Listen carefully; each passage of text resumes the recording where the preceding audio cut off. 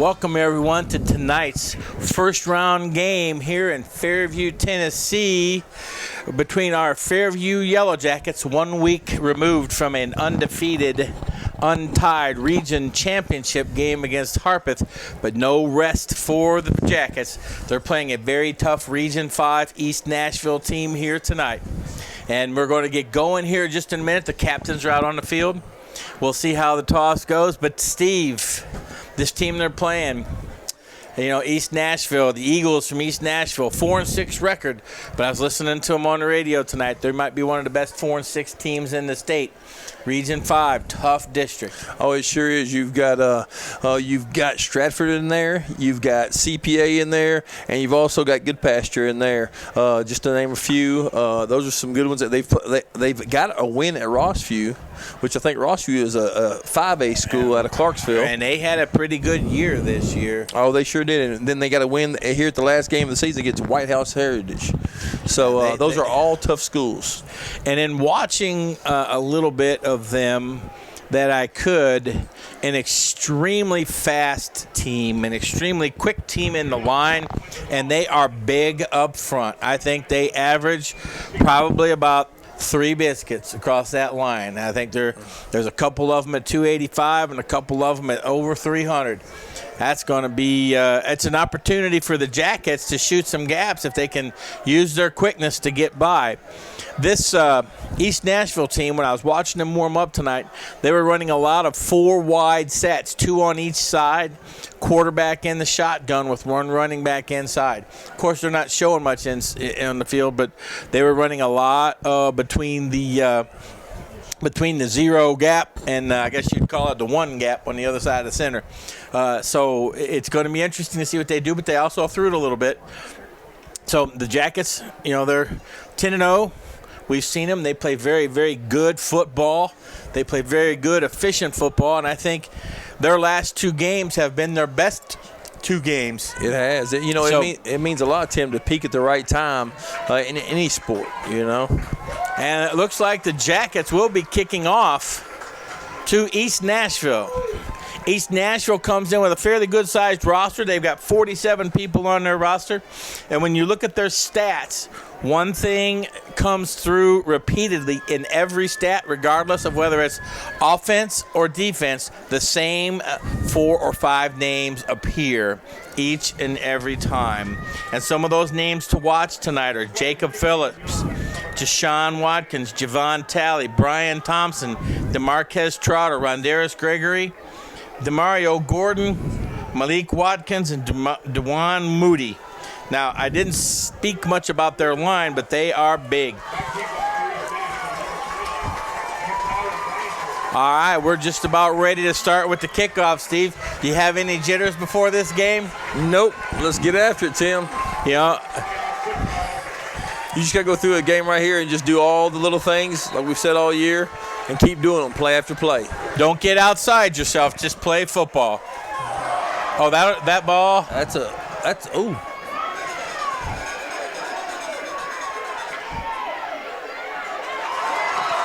Tackled down at the 11. Woo. Lost that kickoff. One thing about playoff football, Steve, if you're a senior, this could be the last time you strap on your helmet forever. And, that's going to bring out the best in everybody tonight, too. All right, folks, we got East Nashville starting on the 11-yard line. They're going to come out tonight. All right, here's a little switch from what they practiced. They've got trips to the right, 1 wide receiver to the left. They've got 1 man wide open down the middle. Woo! Christian Harris Lusk comes over. Had some great pressure right there too, Tim. Good pressure on the quarterback. If they'd have seen it earlier, they could have gone with a hot read. That receiver inside was not covered for 20 yards. They came out in that trip set. Now they're back into that 2 wide on each side. Jack's coming out in the 5-3, or 5-2 that is. He's back to pass, left-handed passer, keeping him in the box. He's keeping him. for somebody. Got somebody on him. Good tackle, brought down hard. I believe that's Matthew Vow or KK McKinney. I believe it's 54. That would be KK McKinney, KK McKinney, number 54. Gain of about 2. It's not a sack. Brings up 3rd down and 8 yards on this opening drive for East Nashville. They bring man out wide up against, I think that's Torres out there. 2 receivers in tight on the short side of the field. 2 receivers out wide on the wide side of the field. Quarterback's up, fires the ball out. Miscommunication between the wide receiver, number 9, and the quarterback. Brings up a 4th down and 8. I believe this team, they've got athletes, and they want to get the ball out to them and let them do what they do.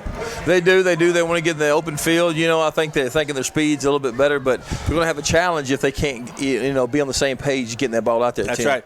Quarterback was looking for a quick out. I think the wide receiver thought he could blow by his defensive back for the lob pass and maybe get a quick touchdown. All right, back. We've got Christian Harris-Lusk back for the Jackets. I believe that's who it is. I can't quite see the number. Ooh, that was close to being blocked. Close to being blocked. Good bounce for the Jackets. The ball kicks forward, but they will start with good field position. 41-yard line of the East Nashville Eagles. Jackets take over, 1st and 10. Well, Steve, you got that first set of downs out of your system. You're ready to play football now. Those are the toughest ones to play. Good 3 and out. I tell you what, the Jackets do the little things, do what they're used to doing. Don't deviate from your plan, Yeah, the key player on defense for East Nashville is number 1, and I believe he's Jacob Phillips. He's 6'3", 225. I believe he will be playing on Saturdays. All right, looks like Coach Hughes has made a change in the play, calls it in. Snap low, hand it off to, there he goes, Caldwell. Jackets start on the 39. That's about a 4-yard gain.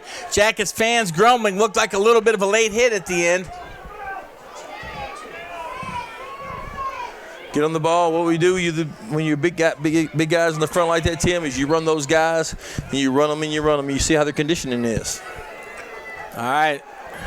Cam Harris-Lusk up under center. In motion, Beathard. Ball's handed off. He's looking. He's got a little bit of an edge. Hard 2 yards, but he turned it up. Again, number 1, Jacob Phillips, hustling over there to take that edge away. Brings up a 3rd down and 3. Josh Ortiz, number 7, comes into the game for the Jackets.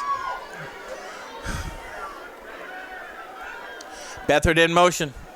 Inside to Ortiz. He got bangs 2. up in there. I think he got the first down.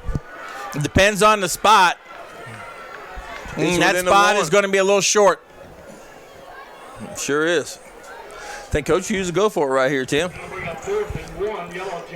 As I mentioned, number 1 is their leading tackler, and he's been in on every tackle. The Jackets are going for it.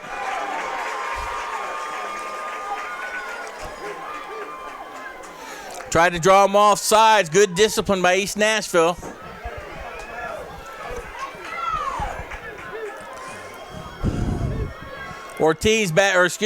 Lusk back under center. Ball's handed off inside. Caldwell, he's got the first down. That's a big play, Tim. Offensive line got movement. He was not hit till he was past the first down marker. They got that yard they needed. They came out of their stance and they got into the pads of the defenders. So that's 1st down 10 for the Yellow Jacket. Ball's on the 29-yard line. 28-yard line. Back in that I formation. Play action. Got a man. Caldwell. Cuts inside. Takes the ball down to the 21-yard line. Nice little play action roll. Take a nice easy pass.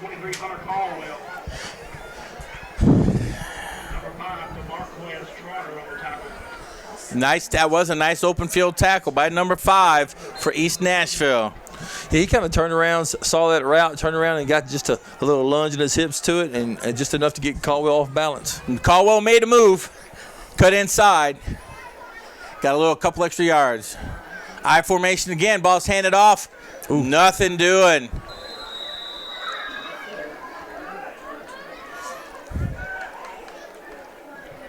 Number 4, Jake Bedford on the carry. Whew. That's some tough sledding on that one, Steve. They did play. They did a little fake to Ortiz and handed off to Bedford coming back the other way. Well, they'd sent their Sam linebacker right there, and I tell you what, that was a good call into a good play. Yeah, good defensive call. Ortiz up tight. Sanborn catches the ball, takes it down to the 14-yard line. And it is. That's enough. Nice. That was a nice 3-step drop and fire. Number 57, Vernon Jordan. And number 40, Ewan Moody. Brings up first and 10, Jacket. I think that was Sanborn that caught the ball, wasn't it? Or was it? I couldn't tell. He's pitch out, cuts it up inside. Oh, no gain. Number 4, Jake Bedford on the carry. Got a big defensive Number 1, Jacob Phillips, and number 40, Dewan Moody, the other linebacker. Got a man down for East Nashville. Players will come to the sidelines and take a knee. East Nashville remains on the field taking a knee. Coach, take a knee. Referees. You got to be outside the numbers. They don't want you to be able to have a coaching situation during a hurt time. Injury. During injury time. That's it. Both teams deciding to take water instead of taking a knee. They're checking out. I don't know what number went down. Did you see the number 10? No, I didn't. It's one of their interior linemen on defense. I think it was a defensive tackle. Yeah. Number 59. Jordan Raybon. Senior, 5'11", 300 pounds. I don't know if he's tweaked a knee or an ankle. Well, I'll tell you, he got through there pretty quick, and he actually took down the lead blocker. I can't remember who the lead blocker was, but he really got some penetration right there. Mm-hmm. Actually, he's lined up on maybe Big McKenzie. He drove him into the backfield, and then he just kind of went down. It was kind of a weird. I can't wait to see that on replay when I watch it later, Tim. Mm-hmm.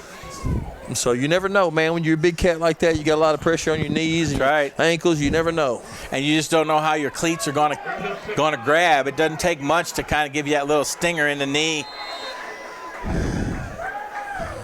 All right, we got a 2nd down and 10 for the Jackets. Bedford in motion. Ball's handed off to him. He cuts back inside, makes some people miss, takes the ball down to about the 9. He's done that all year. He's done it all year. He sees that flow. If you flow and you're not penetrating through the line of scrimmage, then you come over the top. Nice cutting. Lost his balance, or he could have taken it to the house. Good run, Bedford. Brings up a 3rd down 5 for the Jackets. 3rd and 5, Yellow Jackets.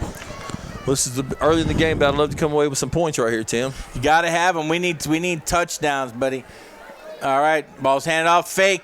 Lusk on the outside, got a block, cuts back in, gets turned, takes the ball down to about the 5, just short of the 1st down. Well, I don't think they were too much surprised on that one, Tim, but Harris Lusk still got out there. We had a couple good lead blocks out there. All right, we know Coach Hughes, the way they've got that marked, that's a full solid yard. Looks almost like a 2. Oh. Hey, Mark, that's back on the 6, Tim. Oh, yeah, he got a bad spot. That's that spot we talk about. It's either that left foot or right foot spot, and it can be a yard either way. Sure is. They had number 1 lined up in the gap. in that A gap. Their big linebacker. Now he's 6'3", 235, 225. Now he's an Oklahoma commit, Tim. I do believe that's the right fella. I think that is. That's why I was saying he's going to be playing on Saturdays.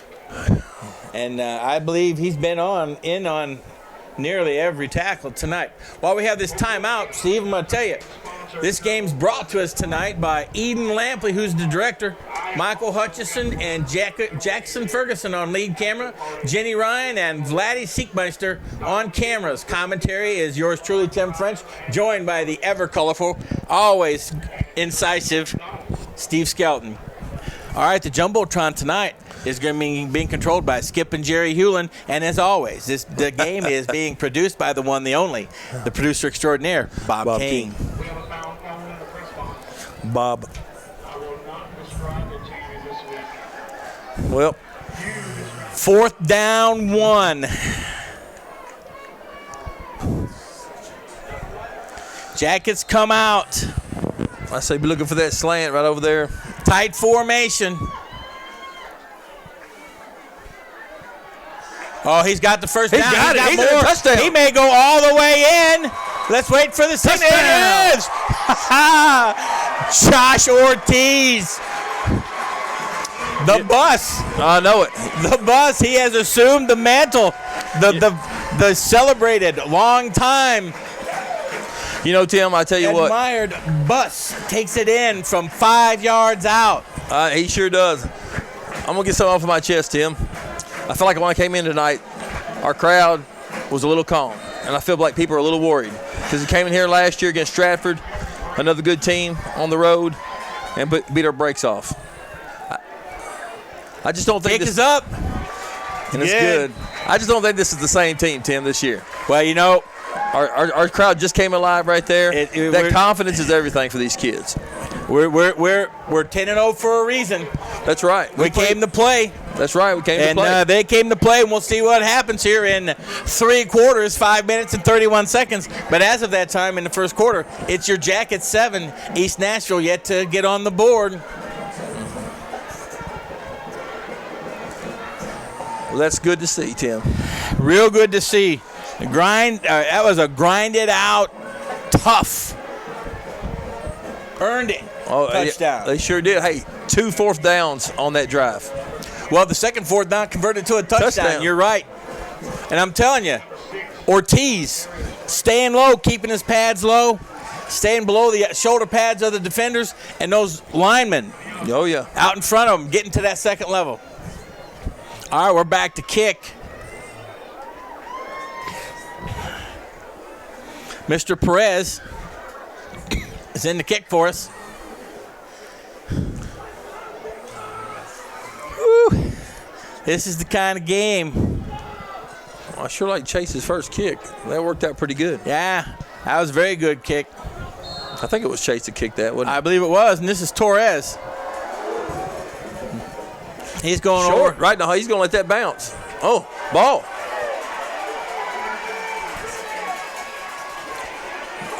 Good tackle. Christian Harris Lusk winning an illegal block. Yeah, I think he was going to get it. He got kind of run over from behind. I'm not sure who made the tackle. Well, Tim, what do you think the key for our defense is right now? Right now. We've got to take away the middle. Said that all year. We've got to take away those big plays up the middle. Yep, exactly. No big plays right That's here. right. That's right. It's not deadly to get up a score right here, but it's got to take a long time. That's right. You make them earn it. You make them earn it. That's right. You make them earn it. But I'll tell you what I'd like to see. I'd like to see another 3 and out. I sure would. Hand off inside. Woo. Double team. Double team on Tony Torres out on the left defensive back. They didn't want him coming in to make a tackle. That's so if he pops it up the middle, the cornerback can't come inside and make a tackle. All right, we got they're double wides on both sides. Quarterback back in the shotgun. Left-hander, he's looking to throw it. Oh, ball is tipped And that is Wow. number 50. Woo! Tristan Morton. Woo! He had him one right there. He read it. He read it. Brings up a 3rd down and 8.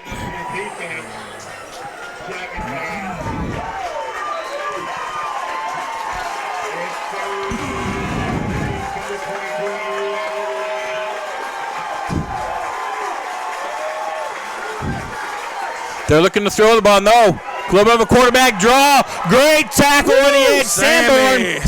Sammy. You know, Sanborn He sold is out. not getting the number of passes thrown to him this year.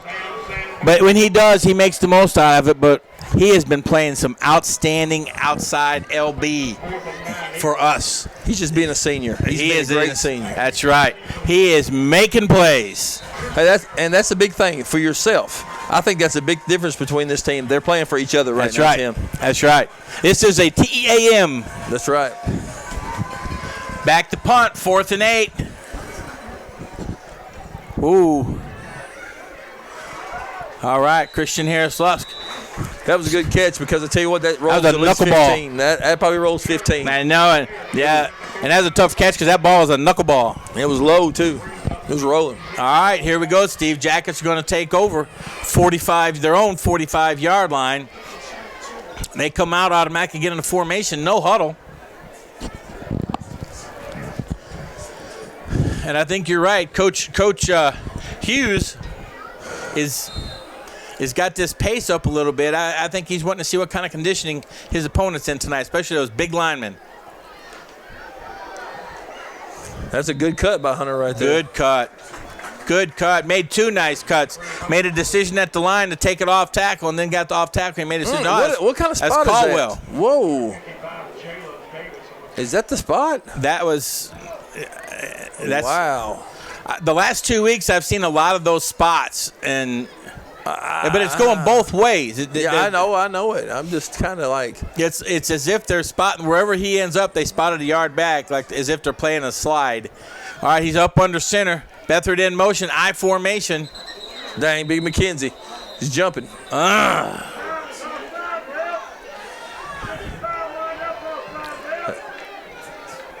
Settle down, Big McKenzie. Keep it in the ball game. Come on now. Dude.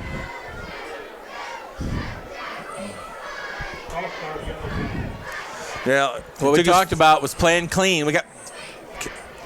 That's it. I hear you.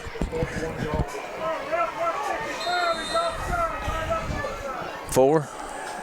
No, it was right. Because we were on the 46 after that spot. Well, we can't be giving up yards like that, Tim. I tell you, Big McKenzie's fired up. He's getting after it in there, but he's gonna have to take his time. Our referees are blowing their whistle. I'm not sure.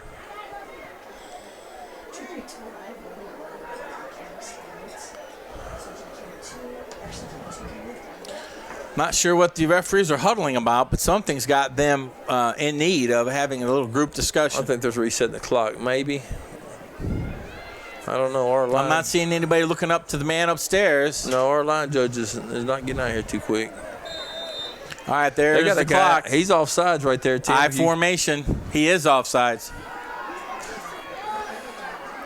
Oh, got to catch. Ball was a little low. Ortiz, that's not his favorite place to go get the ball. No, I'd rather just tell him to go and or turn around and get a good block on that one. I think he had that corner on him. Yeah. Now we've got a 3rd down and 13 from the 41-yard line. We're playing good defense. Let's don't make a mistake. Let's keep our field position, Tim, and roll on with this. Don't be greedy. Don't be greedy. And the referee is looking at number 55, and his head is in the neutral zone.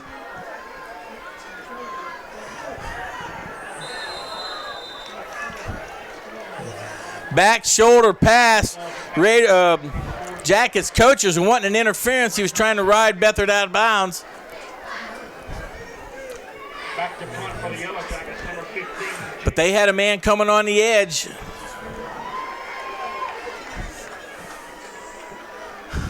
That was not a good set of downs by the Jackets. No, they came out got a little upset. They're gonna have to. just play within themselves and play the best they can. That's right. Tim. That's right. They gave 2 plays away, and that's something you just don't want to do. Oh, crap. Oh, what are you doing, Coach Chris? Woo. Big play, guys. Oh, my. Wow, that's a big play. That's a big play. Bass was thrown way over his head.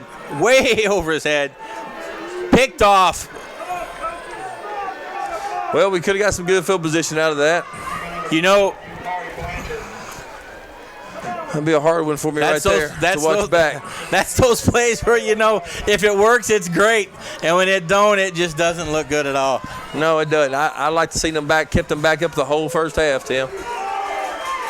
Woo. All right, he's back to look. He's going deep.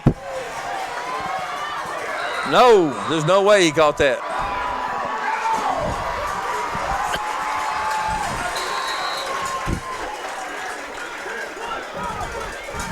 He was so far out of bounds, Tim. Oh. What'd they call?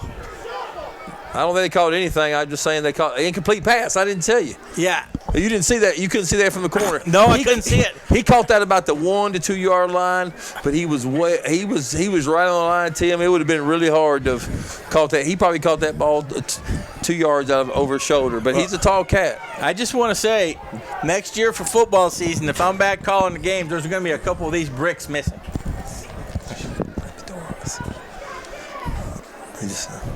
Other coaches. Here we go. Woo! I'm telling you. You know, we talked about this last week. When you get a big turnover, a lot of coaches like to go for the gold right away. Yep. Catch the team while it's disappointed. That's right. All right, now we got a 2nd down 10 ball on the 35. And I believe that was number 4. Brian Thompson, free safety and wide receiver, junior, 6'1", 175, being taken off the field. Jacob's got to be pretty resilient right here. Don't let this big turnover. Don't give up a big play right here. Yeah. And was that the quarterback? Because there's a new man playing quarterback, Jashawn Watkins. He's running. He's a pretty tall drink of water there, Tim. As he's tall and fast. 6'4", 185. Number 56, Daniel Conrad. 3rd down, a huge play right there. 3rd down about, what do you think, Tim? I think they're going to snap it to him, and if he has a pass, he'll throw it. If not, he's taking off. We need to put a spy on him.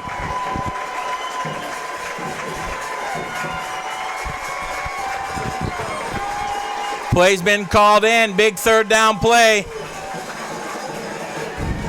Oh, he's getting loose. He's getting loose. Oh, there's a flag right there.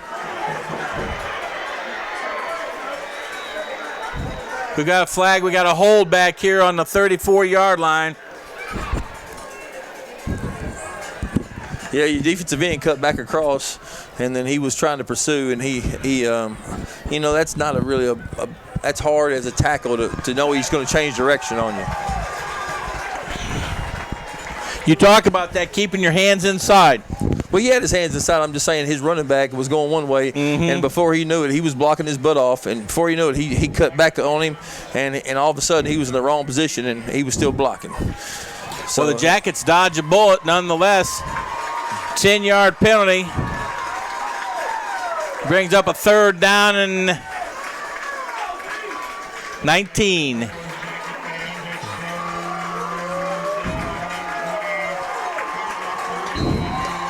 Ball's on the 44-yard line of the Jackets.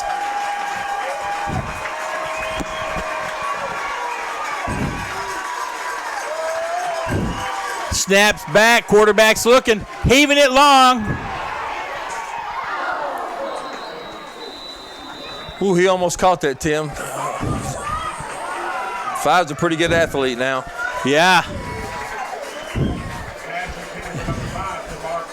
It was We had a chance to intercept it. The timing to go up was just a little off. He did well. The ball carried more than he thought it would. It carried, but you got a guy that could out-jump you a little bit right there. Yeah, well, he was behind him, too. So Yeah. good defensive stop by the Jackets.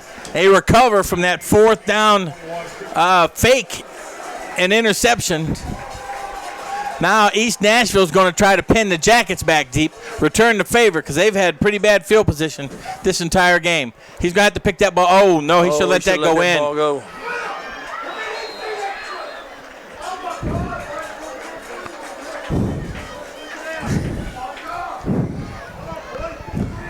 Well, you know, I'd say. All right, Jackets take over 1st and 10 on the 8-yard line. I believe that he might not let that one go in the end zone. That's a tough one, though. I mean, well, we've had a big field position swing right here that's before right. the first and second quarter. That's right. 1 minute, 11 seconds left. Jackets first down on their own 8-yard line.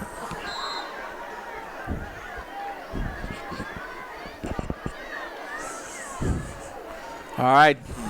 Plays in. I'm watching the judge. See when he holds that fist up. Tell him they got 5 seconds. Snaps inside. There you go, Hunter. There it goes. Caldwell gives them some breathing room. Takes the ball out to about. Wow. I don't understand these spots tonight at all. Ball is now spotted back to the 12. It looked like he was tackled at the 14.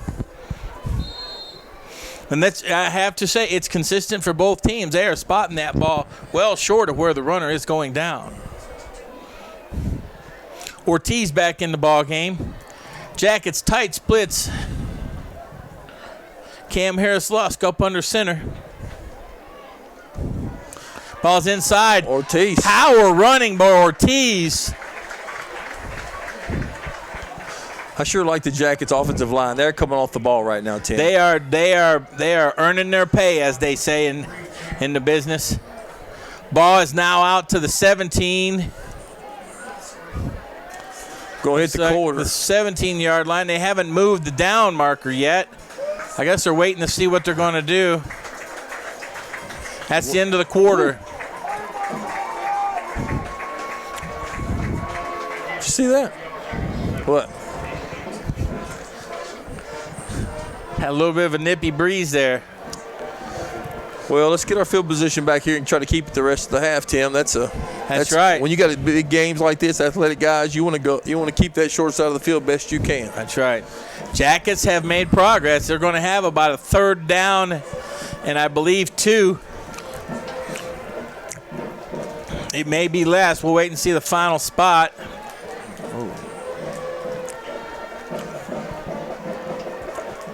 We've got an on-field official. I believe he's the clock man. Well, what do you think about that first quarter, Steve? You know, Jackets came out that first drive, short field, did what they had to do. They got a touchdown. And so far they've been able to stop that East Nashville offense from erupting because they are a big play offense. right. Well, and we've played disciplined football. Well, I talked to 3 or 4 people before the game down on the field, and they all felt like coaching would win this game. So we're doing a good job in that aspect.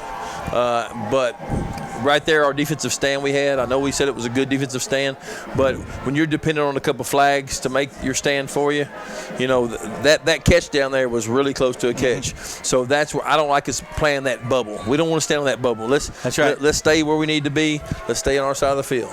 So what you're telling me is you want to be conservative. No, not conservative. I just want us to. Ball's handed off. That's a first down, and then Yes, sir. some. Ortiz has got it going on. Got some chirping going on the line. As you said, we got to play smart. We can't be getting any silly penalties.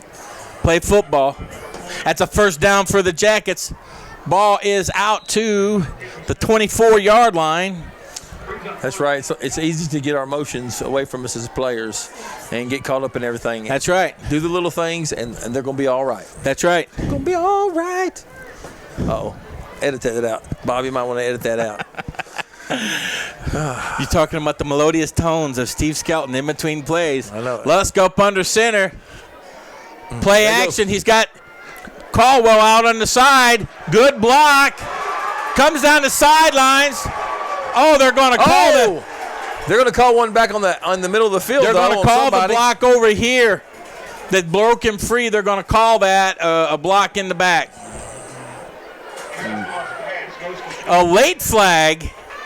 Yeah, that's what I'm talking about. No, there's a late flag. They're going to call that block out here on the edge that sprang Caldwell. It looked. That looked like a good block from where I was. But that play is coming back. Illegal block in the back. From the spot was Jackets.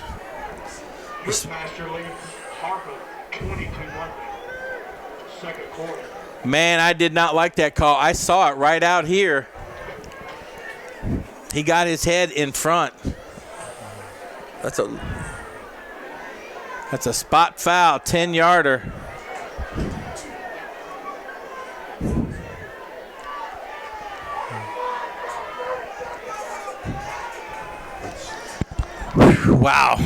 Wow.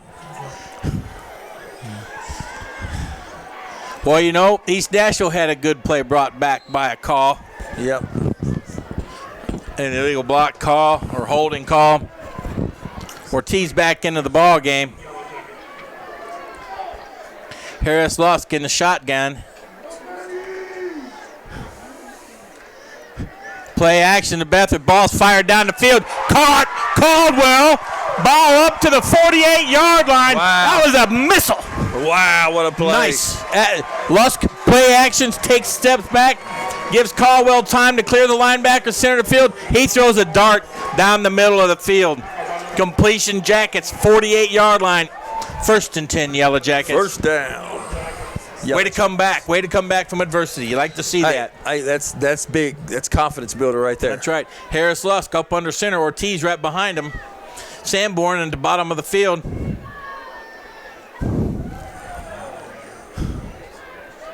Hughes shouting out the play.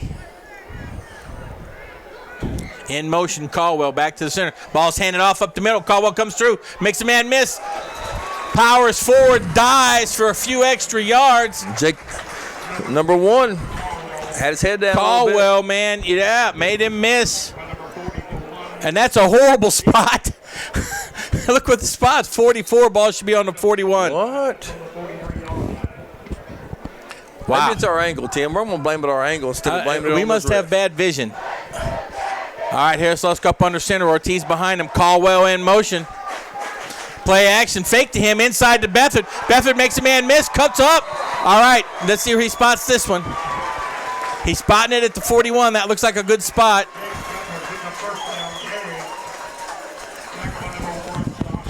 Nice. You run this. He did. Well, it's close. That play, we ran the same motion. This time we fake it to Caldwell and pitch it to Bethard. Nice play. Again, same. Inside to Ortiz. Ortiz powers forward. Looks like they got him by the face mask. I think that's Caldwell aiding the runner a little bit. Just pushing on through that. Ball's down to the 29-yard line. No, that's his guard right there, number 56. Mm-hmm. That's 56 right there. Who is that? Is it KK? 56? No, 56 is Daniel Conrad. Yeah, Conrad. He was driving. Hey, that guy had him, and he was driving, and they were both driving. Harris Lusk up under center again. 2nd down 3. No motion this time till we see what the call is going to be. East Nashville substitutes in a couple of people. Back to fire. Shoots it out. That's Caldwell. Caldwell needs to protect that football. He was carrying like a loaf of bread there for a minute. That's a first down, Tim. There you go. Jackets are on the move, Steve. Down to the 23-yard line. 1st and 10 Jackets.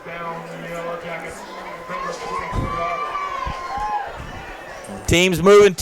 We got a couple of those defensive linemen with their hands on their hips. Generally a sign that you're a little bit fatigued. Jackets got that up-tempo offense going a little bit. Bethard in motion. Takes it, cuts it up. Breaks free down to about the 15, 16-yard line. Man, he is hitting. I love it when he runs and makes moves full speed. He is he's like greased lightning when he does that. Quicksilver, as they say. And the ball is spotted just outside the 15-yard line, according to the mark, but the ball is just inside the 15. Beathard in motion, goes back, confusion, looks to the side to get a call. Watching the official, watch that hand. When that hand goes up, it's 5 seconds. Oh, lazy. He got lazy with that throw. He was just trying to lob it out there. Yeah, I tell you, that's a quick athletic team over there. Number 5, the guy that caught the last one, is standing right there in front of that ball. You don't. No, you don't mess with that. No, he steps in front of that. That's 7-7 ball game right there, Tim. When he's 6 foot. All right, I formation. 3rd down 2. I'm not sure Harris Lusk. I'm not sure that was the right, because it looked like the receiver wasn't really waiting either. That might have been a misfire. Well, it sure didn't look good. I mean, why would you throw a pass just over the defensive end to a flanker who's not at least coming back 2 yards to give you an angle? Well, we throw that sometimes. They've thrown that plenty of times through the season, but at the same time, they don't throw it inside. Normally they bring him back 2 yards to give him a passing angle. Well, he was off the line, so I guess that's where, but at the same time, they got so much penetration so quick, and you got 2 athletic guys. You got an outside linebacker right there at the line of scrimmage. That defensive end's every bit. I don't know how tall he is, but he's tall. Yeah, I guess I'm just saying that play made me nervous. Those make me really nervous. And the player we're talking about is DeMarquez Trotter, senior, 6 foot 180, and we saw him almost made an outstanding pass reception earlier in the game. So we know 2 things: he's got good hands, and he can read the football. Who was the defensive end that batted it down though? Was it the big number 57 or 67? I'm not sure. Let's see right here. Yeah, it's 57. I think it was that batted that ball down. Let's see. He's 6'2". 6'2", 220. Big 3rd down. 3rd down 2. I formation. Beathard in the back. Ortiz at fullback. Number 83, Andrew Warren going in motion. Harris Lusk up under center. Ball's handed off to Beathard. He's got the edge. He's got inside. Woo. Takes the ball down to about the 7-yard line. I tell you what, those hands start separating from that white jersey right there, and we almost got us a hold right there. Oh man, I saw that. I saw that, and I was looking for some. Laundry. All right, Harris, let's back up under center. I formation. It's not. Ortiz is offset. They knew that was coming before the ball was snapped. They had that box, that hole, that gap. They had 3 people coming through. Oh, they did. I tell you what. They had 3 people coming through. We had 1 trying to block. Loss back to the 9-yard line. 2nd and goal. This is the thing we don't like, Steve. We don't like that 1st and goal from the 8. But the Jackets, we need them to power into the end zone because I'm greedy. I want touchdowns. Oh, we need this to be a score right here. This is how, when you're a 4-6 team comes in here, no matter how athletic they are, they're going to start getting down about a 14-point deficit. You need to go ahead and put this game away as early as you can, Tim, if you got a chance. Got a timeout.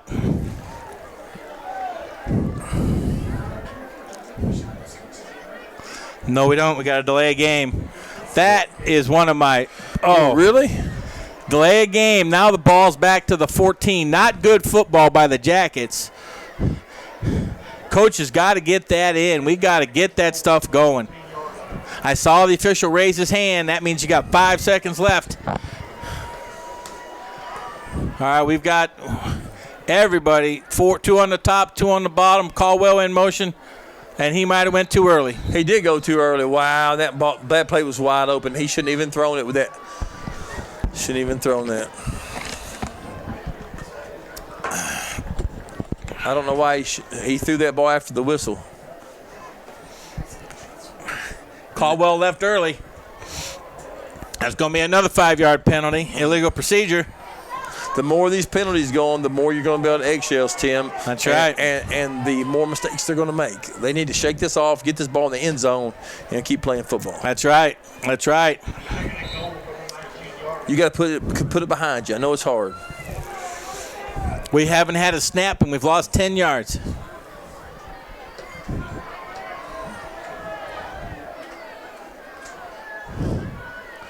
Pitches outside to Bethard. Good block by Ortiz. Bledford finds a hole. Tries to get back. Oh, I think that's a late hit.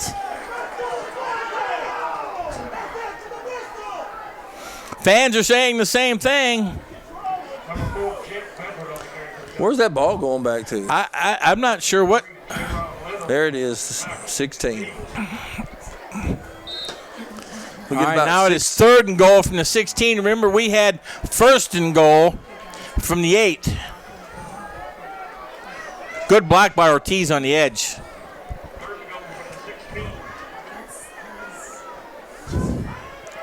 In the shotgun is Harris Lusk.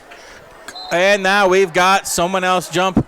I believe they may call this on the defender for. Oh, no, they don't. No. I believe he's saying the defender is mimicking the count. Well, you can't you just got to move along. Yeah. You got to calm down. They're playing good football. They got to stay on it. That's 3 penalties on this possession after the 1st down and goal. So we have been penalized everything that Bethard just gained. It is now 3rd and goal from the 21. We are rapidly getting out of field goal range.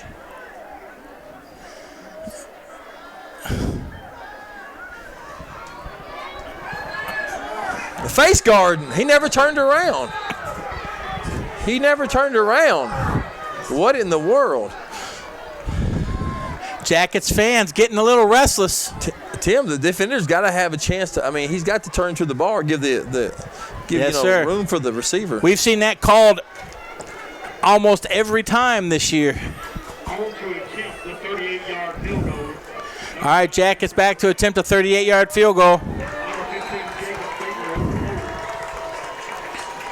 That was not a very glorious finish to that drive. Now we're going for 3. Press back, snaps down, kick is up. Kick is up. And it's good. All right. Woo! That was what I'm talking about, Tim. You know, as I said, that was not a very well-executed drive, but we still came away with 3. That's right. Good.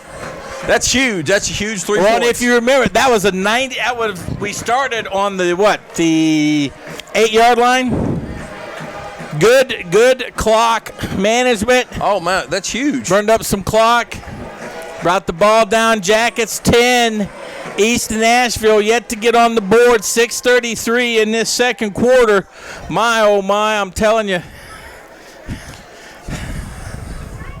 That was some very stressful downs. We had 15 yards of penalties without snapping the ball. And we had that one play. It was wide open. I think maybe that's why Caldwell left a little early. He was excited. He knew that play was going to work. Oh, it was going to work, too. Well, they'll have a chance to run that again. I'm surprised he didn't come back with it. He must be waiting. He's going to wait a little longer. Ball comes out.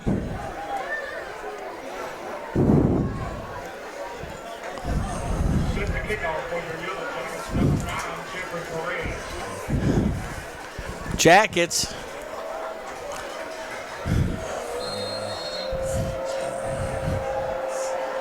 Nice. Here comes a kickoff. And this time it's a squib kick. They better get down the field. Nobody's getting down the field right now. I don't like the way this is looking. Yes. I don't know if they were. The Jackets play both ways a little more than they do, but I know that was a long drive. A lot of penalties, We had nobody past the 35-yard line when he caught that ball. No, that wasn't good hustle down the field right there, Tim, I would say. East Nashville comes out with good field position. Ball on the 42. You start taking it easy on East Nashville, they're going to make this a game. They're going to make it a game real quick. 6 minutes, 25 seconds in the first half. Number 2 is still back in as quarterback. Don't miss him. You can't miss him. And a host of Jackets bring him down at the 35-yard line.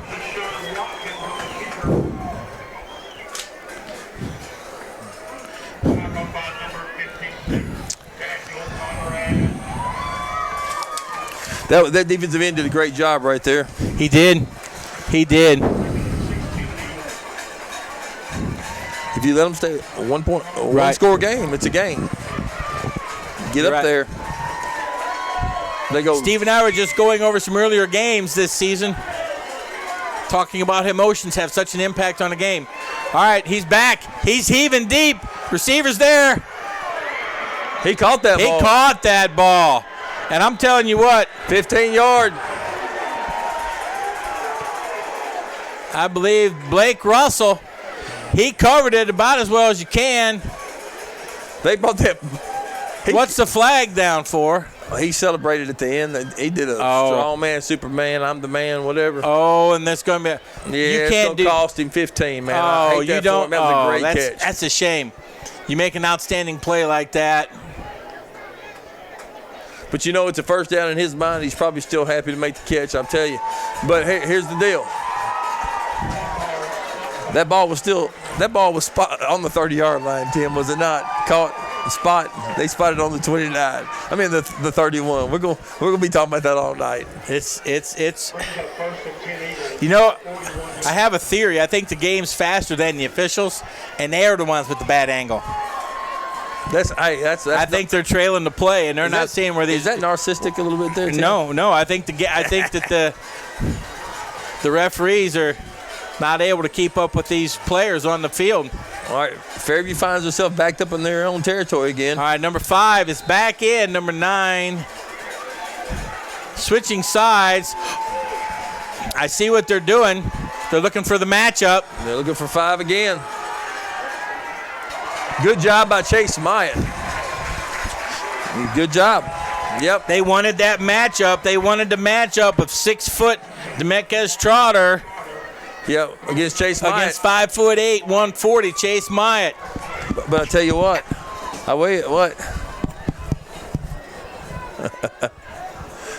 you have to edit that, Bob. I hear you on that one.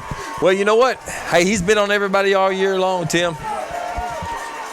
They're going to go. All right, here we go. He's back in that shotgun. Got to get some pressure right here. Watch the zone read. Here it comes. A broken play. Hey, you got to tackle him. Yeah.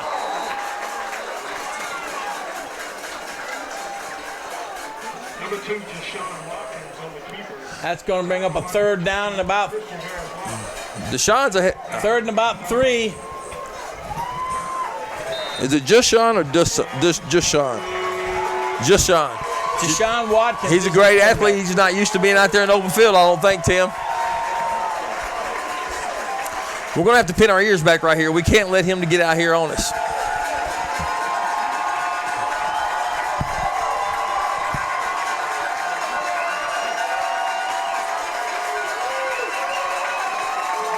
All right, ball's the other side. He's just trying to run and get there, and he's not going to get there. Matter of fact, he's going to lose 7 yards. Woo! That's a huge play. They're just letting him run a wildcat. Grab it and run. They are. Well, he's a good lad. Wow. You know, a Jacket defense swarming to the ball. Pun intended. He's brought down for about a 7-yard loss. Brings up 4th down. Look at this. They're bringing in their punter, number 23. Watch the football. Be disciplined. You got 3:46. 3:46 in the first half. Woo, that was an exciting set of plays. You know what? And once again, emotion costs a team. That 15-yard penalty. Imagine starting first down on the 30. Instead, instead, they're back on the 41. Actually, it was going to be on the 26, and they're going first down from the 41. Yeah, that's a big difference mentally in a football team's mind. It is. That was probably just as bad or worse for them right now. And the Jackets coaches, they're telling our players, be smart. Yeah, be smart. Because number 23, who's the punter, he's also a fullback, so he can run with the ball. Oh. And they're bringing out number 5. It looks like they may have changed their mind on this because they are bringing out their offensive unit. Well, they're not in bad field position, but I'd expect them to punt it right now. They're going to throw the football, I think, Tim. Yep. I got a lot of money saying if they throw the ball where they're going. You can do an old school quick kick right here, Tim. It's 4th down and 10, a little bit more than 10. The Jackets don't like what they see. They're calling timeout. Well, I might be willing to give Chase a little help over the top right here because I bet they're going to go wide side of the field right back to him. So while we have this break, I'm going to tell everybody this game's brought to you tonight by Eden Lampley, who is the senior director, I do believe. We've had the pleasure of working with her for a couple years. Michael Hutchison and Jackson Ferguson on lead camera. Jenny Ryan and Vladi Siegmeister on the cameras. Commentary by yours truly and the one, the only, Steve Skelton, providing great play-by-play or commentary on the game. Jumbotron is being handled tonight by Skip and Jerry Hewlin, and the game is brought to you by the always present, always excellent producer, Bob King. Here we go, Steve. These players, this is a big play. I think, it makes you wonder, will they try to draw the Jackets off sides to get a quick, easy 5 and then go for it on 4th and 5? That's a good chance. Get them a little easy, or are they just going to rear back and fire down the field to one of those receivers? I don't know. They've got some long, lanky receivers. Here we go. And I will tell you what, number 2, Blake Russell, had about as good a coverage as you can have on a receiver. It sure did. All right, they're back in formation. Ball is snapped back. He's looking. He's throwing. Not a good. He's not the regular quarterback. Threw that off his back foot. And when you throw off your back foot, ball's going to go wide. Jackets take over 1st and 10, 42-yard line. They gained a yard on that incomplete pass. Hey, I'd like to ask you one question. When you bring up Bob King, I'd like to use did they used to call him Bobby when he was a young man, I wonder? I don't know if Bob, the extraordinary excellence King, was ever called Bobby. That'll be a question. He just walked into the booth, and so you'll have to ask him. Bob, did they used to call you Bobby? Oh, they did. I love it. We got Harris Lusk back in the shotgun. Beathard in motion. Fake to him. Ball's handed back to Caldwell. Missed the hole badly. And he's going to pay for it.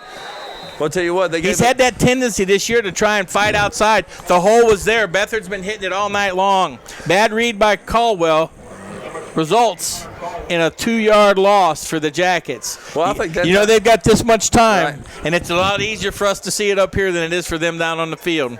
Well, and he's played an absolutely extraordinary ball game. All right, he's now in motion. Fake to him. Pass to there you go. Pass to the always reliable Slam and Sammy. Now look at we got one guy and there we go. Hopefully he stays over there. That's right on my eye. We know that's that was a first down, Jackets. That was a great catch by Sanborn. That was a great catch, and he threw Harris Lusk threw a frozen rope right down there. That sure was. Good. I mean, he stepped into it and he fired a rocket. Ortiz back in at fullback. Caldwell and Sanborn on the same side. Beathard in motion. Ball's handed off inside to Ortiz.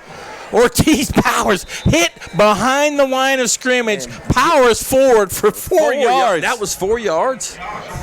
Man, that's because our line got a good push, but he was hit right at the line, and he powered forward. Good run, and Josh Ortiz. Same formation, Caldwell in motion this time. Ball's handed off to Caldwell. He hits it up in there. Excuse me. He hits it hard. I mean, he hit it up in there. That's Caldwell. When he runs like that, he's delivering a blow. Okay, ball is put down just inside the 43-yard line. It's going to be third down and very short. Harris Lusk up under center, calling it out. Looks like they're looking for, and now he's looking over. Get the play in. Get the play in. And there's Ortiz. He gets the first down. Dragged down. And it looked like one of the Jackets might have left early. And I think it might have Tackle by number 40, DeJuan Woody. first down Jackets. Ball on the 33-yard line. Caldwell in motion. Back there, see, that's that inside hole. Ooh. Oh, look. Wow. Number 1 came through with the hammer that time. But we still gain 4 yards on the carry. Good run. Beathard cut up in there. Hit by his blind side. Big number 1, Jacob Phillips, brought it on that play. Harris Lusk up under center. This time Caldwell in tight, in motion. Ball's play action fake. He's got it. He's throwing. Oh, what a great fake. Oh, we got a flag That was a great down. fake. We got some little bit of flag. Oh, gosh. Whoa. There it goes, sailing high into the sky. We're getting our guy away. They're going to catch us on that one, I bet you. No, they took a shot. At the end of the play, they took a shot. I think it's going to be both.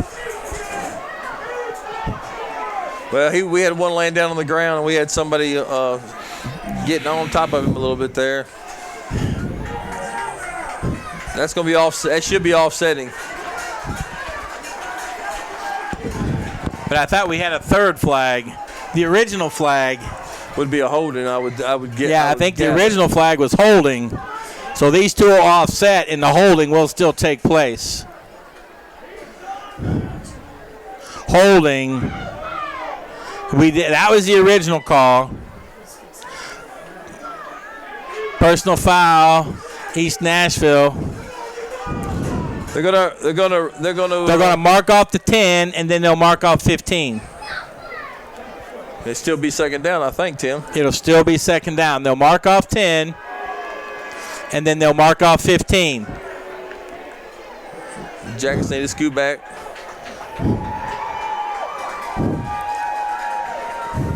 Well, usually you get caught retaliating, but we actually had enough refs on the field. They actually saw the first. Ball ends up at the 29, a net 2-yard gain. I know it, Tim. Because the holding is a spot foul. But I'm telling you what, I liked that play. I liked the pass. I liked the catch.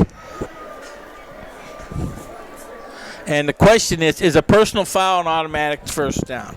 And I believe the answer is, we're waiting. I thought the answer was yes, but we will see. Referee is over-explaining it to the coaches on the East Nashville sidelines. He will probably come and explain it to our coaches in a minute. It looks like it is not.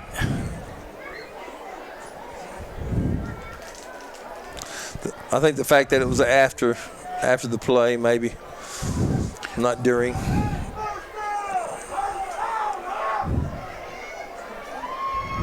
Some of the fans we will have to see, but we're playing it. It is second down and 6 for the Jackets. Calls the play in. Ball's handed off Beathard. Beathard cuts up, spins back forward, comes up for a couple more yards. That's going to be, I believe, and we've got more flags back here. We got to get Jacket players. We're going to have to get our players our 52 off out of the and 68 ball game. off the field. That's going to be against us, and you cannot be hurting your team with silly fouls. Our players got to turn their back, walk away, play football. But the problem there is, I think, yes. Yes. I was going to say, on that particular play, I thought that we instigated that.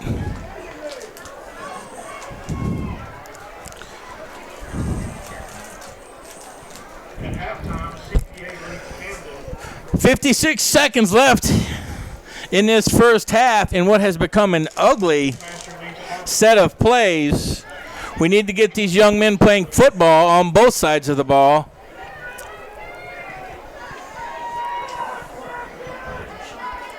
Now we've got, that was a first down dead ball, so now we've got a first down and 14 because he was after the play. Hiller Gray was part of that fracas.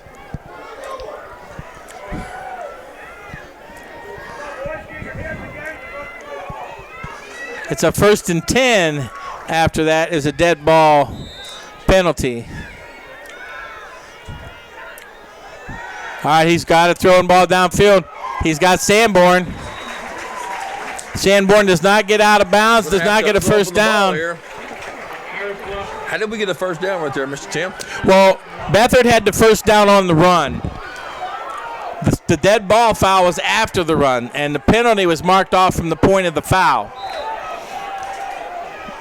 Hurry, hurry, hurry.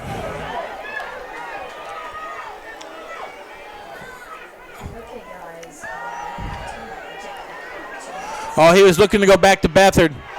Now he's out running. Makes several people move. That could be it for the first half unless we got a timeout. We have to use it. We do. They already used it. They're going to move. Coach Hughes don't realize he already called a timeout.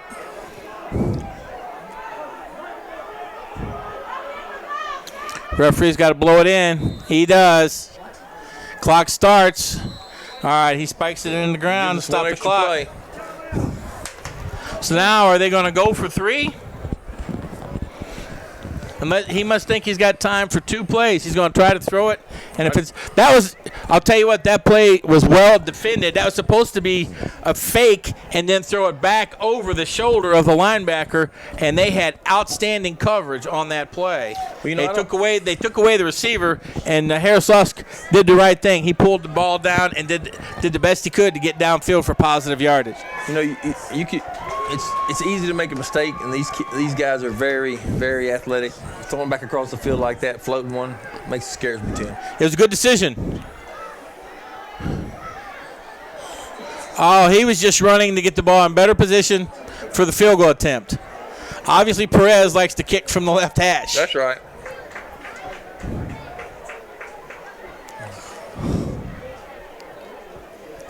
Well, you better make sure you cover this if it's short any reason, and number 2 gets it out there on the side.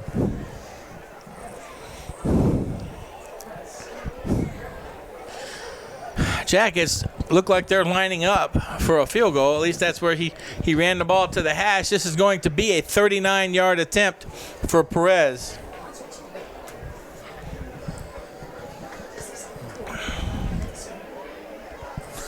We'll have to wait and see how the Jackets play this. I think they're going to kick it, Tim. It's a 39-yard attempt. I don't see Perez going out. Yes, I do. He is out there. He's hit some good kicks this year. I think this is definitely inside his range. Yep. Jacob Baker out to hold. And they've got number 5 on the edge. They're coming from the side.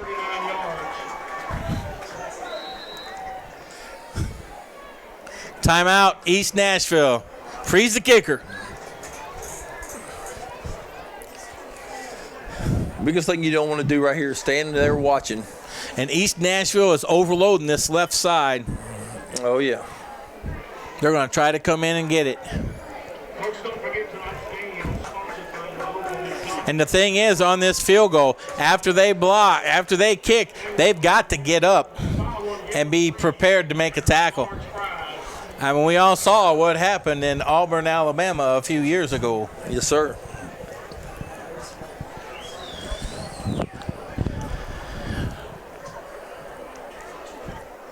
Jackets appear to be trying to add to their 10-point lead here in the end of the first half. East Nashville appears to be gearing up to block it. Once again, number 15, Jacob Baker on the hold. Number 9, Jeffrey Perez. Perez back. This will be every bit of a 39-yard attempt. Got to get my head in position here. Ball snap. It's back. He's got the leg. He hit it. And it is good. Ooh, Perez. Referees raise their hands. Perez ends the half with a 39-yard field goal Wow. to extend the Jacket lead to 13. Second half, the Jackets will receive the kickoff. That's huge, Tim. That's a 2-score lead right there. Well, close. Yes. It's more than one. That's for sure.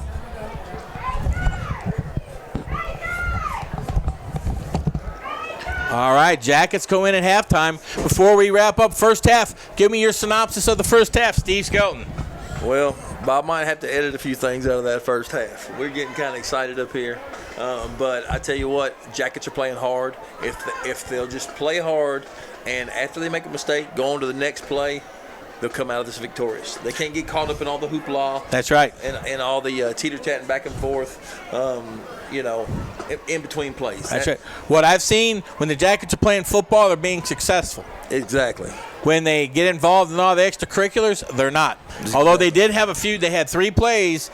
They committed mental errors, 15 yards. Yes. Cost us. We ended up getting a field goal. But we need to do something about that in the second half. And I think if we play smart, play hard, never give in, never give up, always play to win, we'll be fine in the second half. I like it.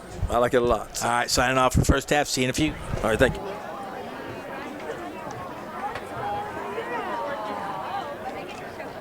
All right, folks, we are ready to start the second half of this first round TSSAA tournament with the Region 6 champs, Fairview Yellow Jackets, leading 13-0 for East Nashville Eagles. The Jacket teams played pretty good tonight, Steve. They played smart. Had some mental breakdowns, but all in all, they played well, as evidenced by the score. We get the ball on the first to second half. We will receive the kickoff. So stand by, folks. We're ready to play some football here in Fairview. But just want to tell you, this game is the start of win or go home. That's it. And if you're a senior, you're going to leave it all out on the field. Oh, definitely. From here till you go home. So the Jackets got to get after it, stay after it this second half. Yes, so sir. we'll see what they do. They'll be moving. As you see it on the screen, they'll be moving left to right. There's no more fake it till you make it. That's right.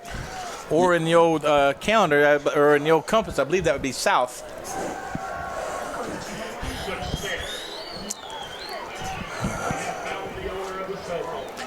And before we get started, I'd like to introduce the name of the folks who are making this game possible.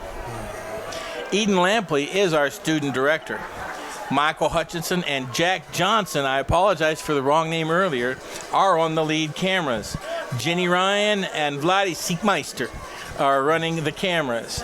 I'm Tim French, bringing you the game along with my sidekick here, Steve Skelton. Skip and Jerry Hewlin are operating the Jumbotron, and as always, this game is produced and directed by the one, the only, Bob King. Stand by for the kickoff. Here we go. The referee has blown the whistle, and the kick is off. It's back deep, taken at the 9-yard line by Christian Harris-Lusky. Kicks outside, cuts back in, spins, takes the ball up to the 29-yard line. Pretty good discipline by the outside man on that kickoff team for East Nashville. Lusk made a move, brought everybody inside, but he stayed outside. Lusk tried to go outside. He was met by him, spun back inside, picked up another 4. Jackets, 1st and 10, 29-yard line, second half. What are we going to expect this second half, Steve? More running, or are we going to mix in more of the passes? What do you think? I tell you what, I think I'd stay with what we were doing the first half. It seemed to be working. I think they got a lot they can work off of. Cam Harris-Lusk up under center, hands it to Beathard. Beathard gets outside, cuts the ball inside. Oh, great first play. We got a flag out on the field up there, stalk block. Oh, Tim. no, we got some dirty laundry at the 37-yard line. And now they move it back to the 36-yard line. And I believe we're going to have a hold. We do. Oh, boy. I think that was on the edge. But I'll tell you what, I still love the way that Beathard hit it.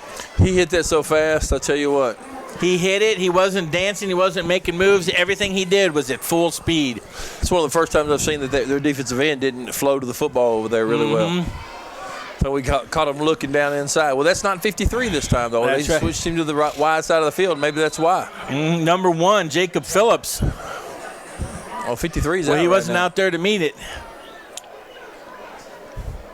Now we come back with after that outstanding run with the penalty, we end up with a first down, 13.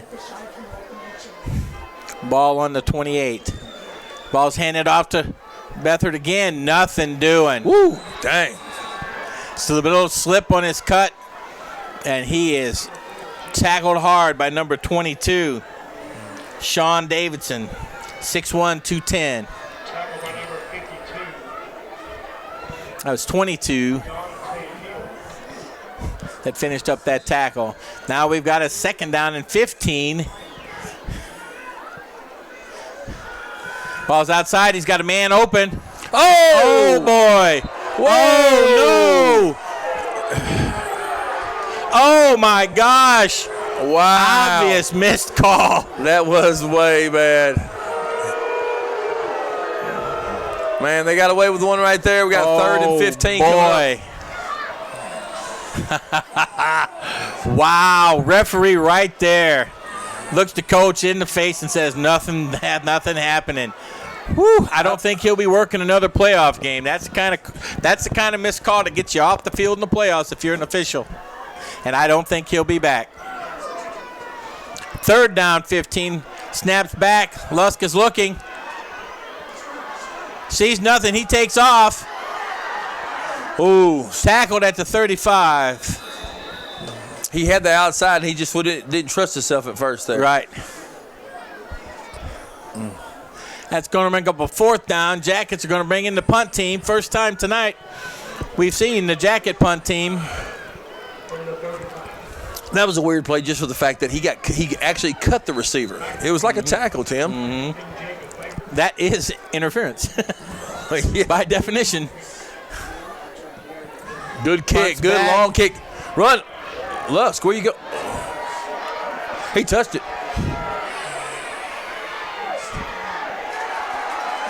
Oh, gosh, he threw it back. Ball. Jackets ball. Jackets ball on an ill-advised lateral.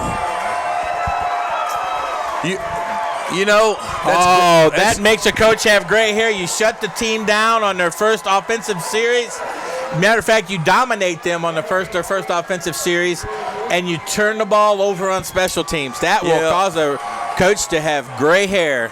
Jacket, your great opportunity for the Jackets who take over. Yeah, that's the, that man was just trying to make a play for his school, for his team, to keep it alive and maybe make a big play. It just didn't work out for him. And that's kind of stuff you got to just, get what you can get. All right, Jackets line up. Harris Lusk under center.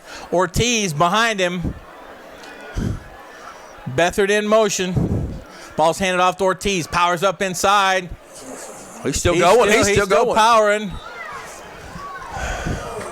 Well, I hate to say it, Tim, but you think that might be a little bit of football gods talking right there, though? Could be. I mean, that was a really evident call right there. Yes. And, I know it's hard to think like that, but, right. Sometimes that karma gets you sometimes. Sometimes. All right, we'll see what the Jackets come up with. Gained 2 on that. Second and goal from the 6.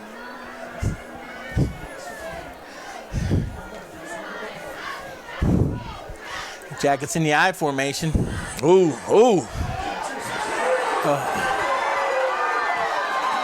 Beathard down to the 1. Let's see if they move it back, and they do. They move it back to the 2. He flipped over top of him, Tim. Yeah. We're going to quit worrying about these spots one day after the season's over, right? It just gets you. Well, Hard run by Bethard. He took a shot to the thigh. He had a little bit of a limp on that one. He'll play the rest of the night, but tomorrow that thigh may be a little bit sore. 3rd down and goal from the 2. Caldwell back in the jumbo package. He punches it through.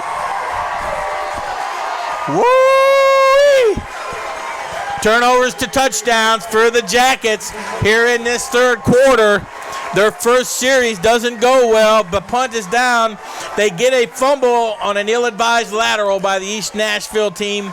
They power it in 3 plays for a touchdown. P.A.T. coming up. That's that powered package they used a couple weeks ago when they went for an extra point for 2. Press back, snaps back, ball's down, kick is up, looks good. It's good. It is. Score with 8:50 to go in the 3rd quarter. Your Fairview Yellow Jackets 20. East Nashville yet to be on the board. All right, Steve, now we've got the kickoff team coming. This is where we have to, you got to keep your foot on the throttle. Keep your foot on the throttle. Keep your foot on the throttle. Keep the game on your mind. Play, play, play.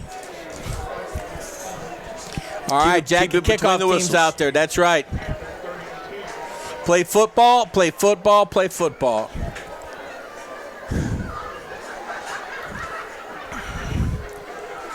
Ortiz is out on the kickoff team. Late arrival.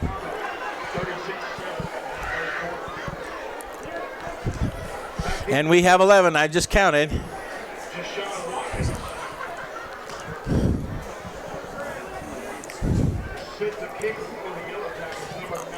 All right, it's Perez in the kickoff this time.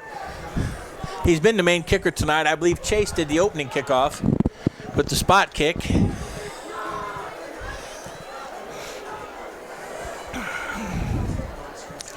Still a lot of time in this ball game, Tim. 8:50 in the 3rd quarter. East Nashville to receive the kickoff. The kick's away. Kicks it to the left side to number 2. Bobbles it for a moment, takes it on the 4, makes one man miss, gets outside. And they are calling it, I thought they called him out of bounds. Yes, they did. I thought I heard the whistle. Woo! Not very good outside contained by that Jacket kickoff team. You see why they got 2 back there in the backfield. That's He's right. explosive.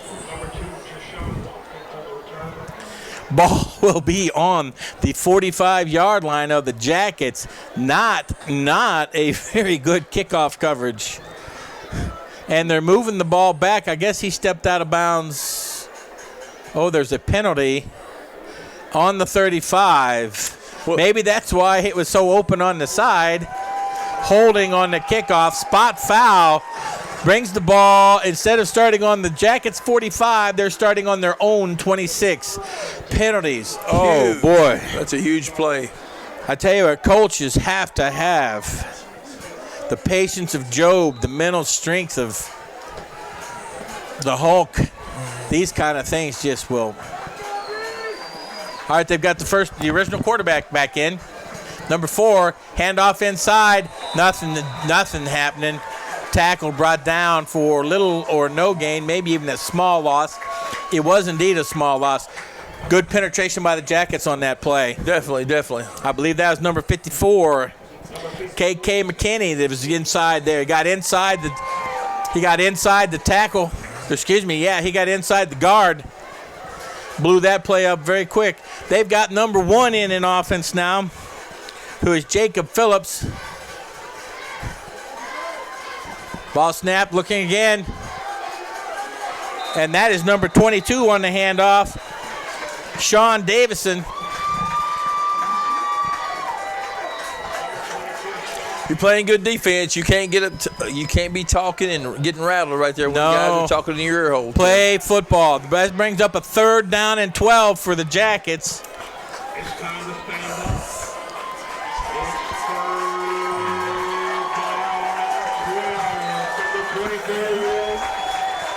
Third down and 11. They changed the spot from where I originally thought I was going by the ball marker. I'll be looking for him to go to the air right here, Tim. They're going to, and I think I'm looking for a little bit of a slant here. No, they're going for it all. Picked off by Harris Lusk. Pass was short. They didn't give number 2 a chance to make a play. Ball was underthrown. Harris Lusk brings it down. Jackets will take over. First down on their own 43. I thought they would throw a slant and try to get a first down, keep it moving. They were going for all of it. They were trying to strike lightning. Ball was underthrown. Lusk, playing the safety position, comes over and makes a nice interception. Number 18 enters the game for the Jackets, Corbin Hughes. Harris Lusk back in the shotgun. All right, now they look over for Hughes. Hughes is calling the play in. It's there. They all check their little decoder watches. Snap is back. Fake to Beathard. Turn it up. Cut it up. He does. He turns it up. Great block. Breaks some tackles. No, that should not be a penalty. That should not be a penalty. He held up. He held up, Steve. That should, in my book, that shouldn't be a penalty. Well, I think it's the extra little push. He did hold up from hitting him. I agree Number with that. 1 didn't push him. The other one might have, but number 1. I think the refs have gotten where they've gotten to. They pulled those flags a lot tonight. They're going to keep pulling them, Tim. That's right. So if you're on the fence, they're going to keep the peace just like that. And I don't know if that's always the best way to keep the peace. But that guy's he might want to be in the next playoff game because you said he wasn't coming back, Tim. Yeah, you missed one that bad, and he got that one. I don't know. I know that helped the Jackets, but I disagree with that flag. Yeah, he did. It wasn't a bad shove. It was just he thought about it halfway through it, I would say. All right, this time he's in motion, hands off to Beathard the other way. Woo. Beathard cuts it back up inside. There's nothing happening. Beathard was looking for that quick seam down the middle. Quickly closed by the East Nashville Eagles. That was a good, outstanding defensive play by those two for the Eagles. It was. What I like about this drive so far is that clock keeps running, Tim, and we want to get that. We want to get this into the fourth quarter with that 20-point lead, and maybe extend it on out. One more score would be nice right here. But I'll take a 20-point lead in the fourth quarter. That's right. Slam and Sammy comes in for number 18. The aforementioned 18, Corbin Hughes. Harris Lusk back in the shotgun. We got 3 receivers to the top of the field, 2 on the bottom, running that little inside route. Ooh, boy, you catch that one, you better grab it and go. You can't stop and look because number 1's coming. And he got there and made the tackle. I'm telling you, Jacob Phillips is a football player. He's just a football player. He sure is. I mean, he is all over the field making tackles. All right, Lusk, we got a third down, a long third down. 3rd down and 7. All right, Lusk back in the shotgun.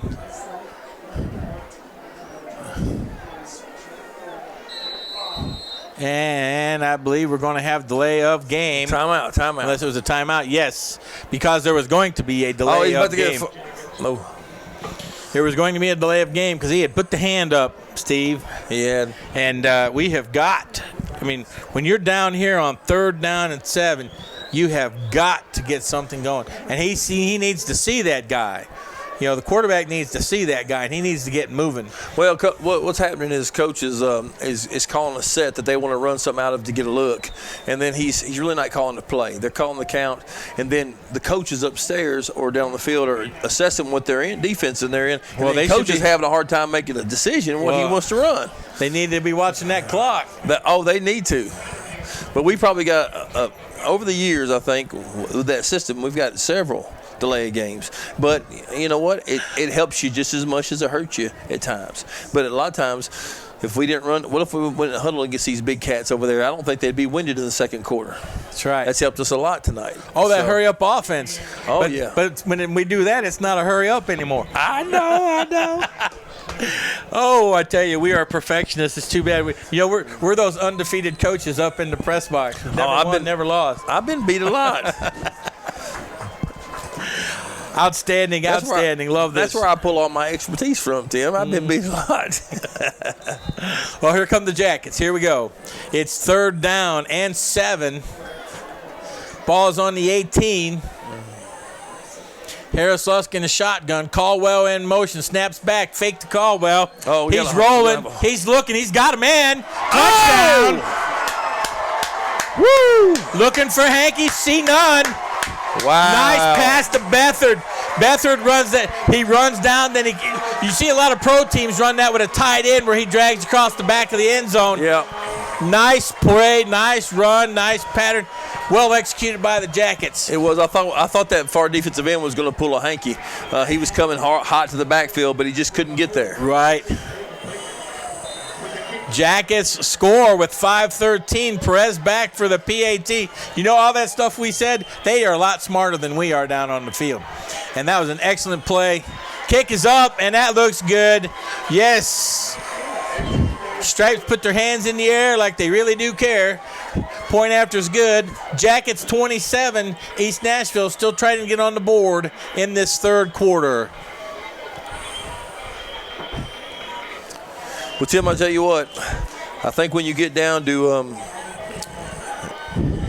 hearing a few newscasts and projections, I think you're going to hear some shocked people, especially coming out of the 3rd quarter that you're looking at 27-0. Well, because I think they think that Region 5 was a little tougher than this Region 6. And they might be right still. Well, they have said that, Steve. They have. I was listening to them on the radio. Your own Murphy Fair has said, and along with the other guy, I don't even like to say his name, but said that Region 5 was better this year than Region 6, and they said that Region 6 may be in for a very bad night tonight. So we'll wait till the end of the night and see. But I know that this Region 6 team is doing very, very good. 5:13, game's not over yet. They've still got to keep their foot on the gas. Keep playing hard. This is true. And, they need to play it to the end. Let's get right now, it's in our favor, here. 27-0. All right, Perez is back. Comes up to make the kick. Squib kick again. Ball's off the hands. Number 5 grabs it. They're trying to get to that edge. What's that edge? Harris Lusk has tracked him down all the way across the field. He did. Chased him down from behind. That was a great play. Good hustle by Lusk. He did not give up. He was the gunner on this far side. He was. He's the right side gunner. Tracked that play down from behind.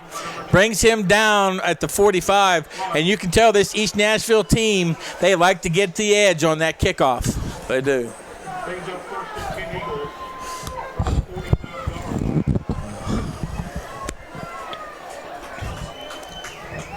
All right, Jackets come out on defense.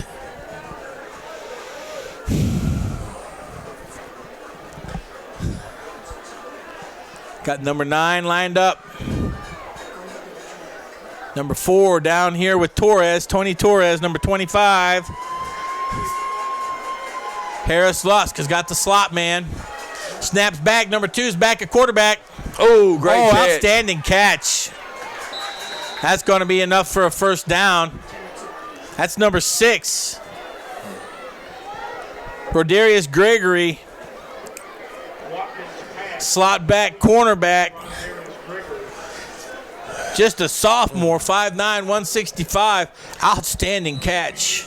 East Nashville's going to have to make sure their tackle stays up on the line over here, Tim. 78 he's off the ball far enough to be caught in the backfield several times. Yeah. He's not quite there this time, but he's been there several times.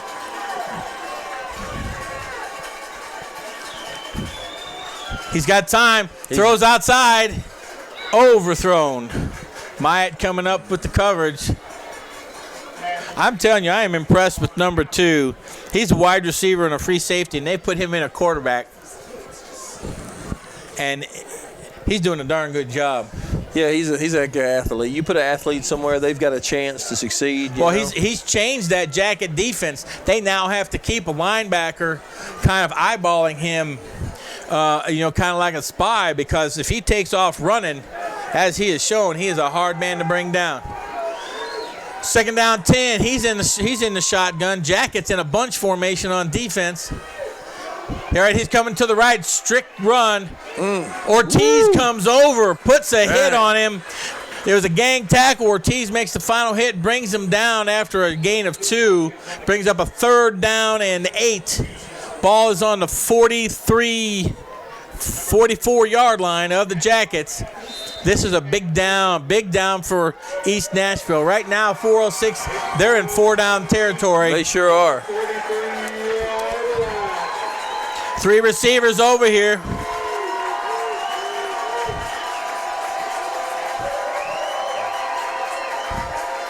Bringing number 5 in motion. He goes back, sets. Shotgun, ball snapped back, looking down the middle. Ball is caught. And he is going to, they gave him a good spot. He'll get the first down. He will. I tell you what, though, when he caught that ball, he was ready to get hit. He was, and he protected the ball. He did. Nice little play, they used to call that a little button hick. Now they call it like a sit route.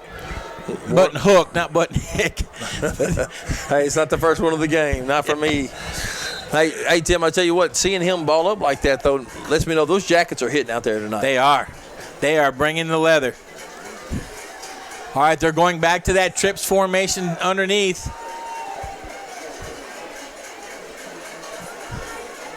Shotgun formation, 3:20 left in the third quarter. Snap is back, running the option play. Ooh, nice toss. Ooh, nice tackle on the sidelines. Nice little option play. He didn't give it up. He kept it until the very end and was still able to make a good pitch. Back to number 22, who got some additional yardage, J. Ron Leatherwood. Senior, 5'11", 215. That's a load right there. Second down, about 5 to go for East Nashville. Clock is stopped at 2:50 in the third quarter.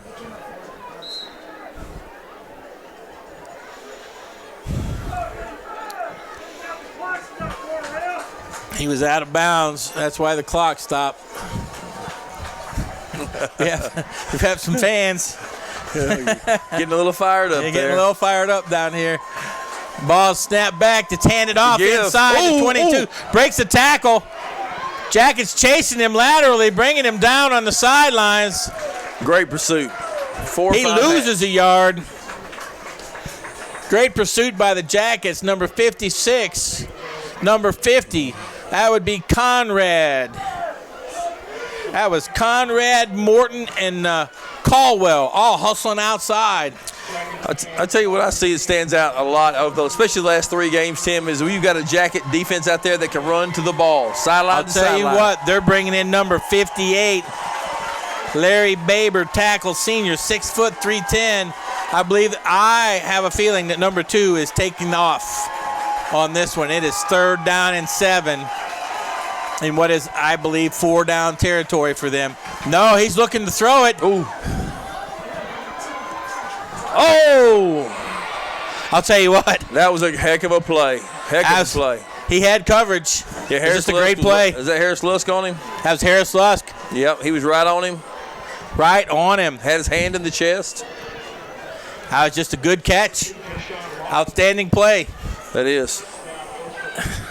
All right, 1:50 in this third quarter. East Nashville on the board.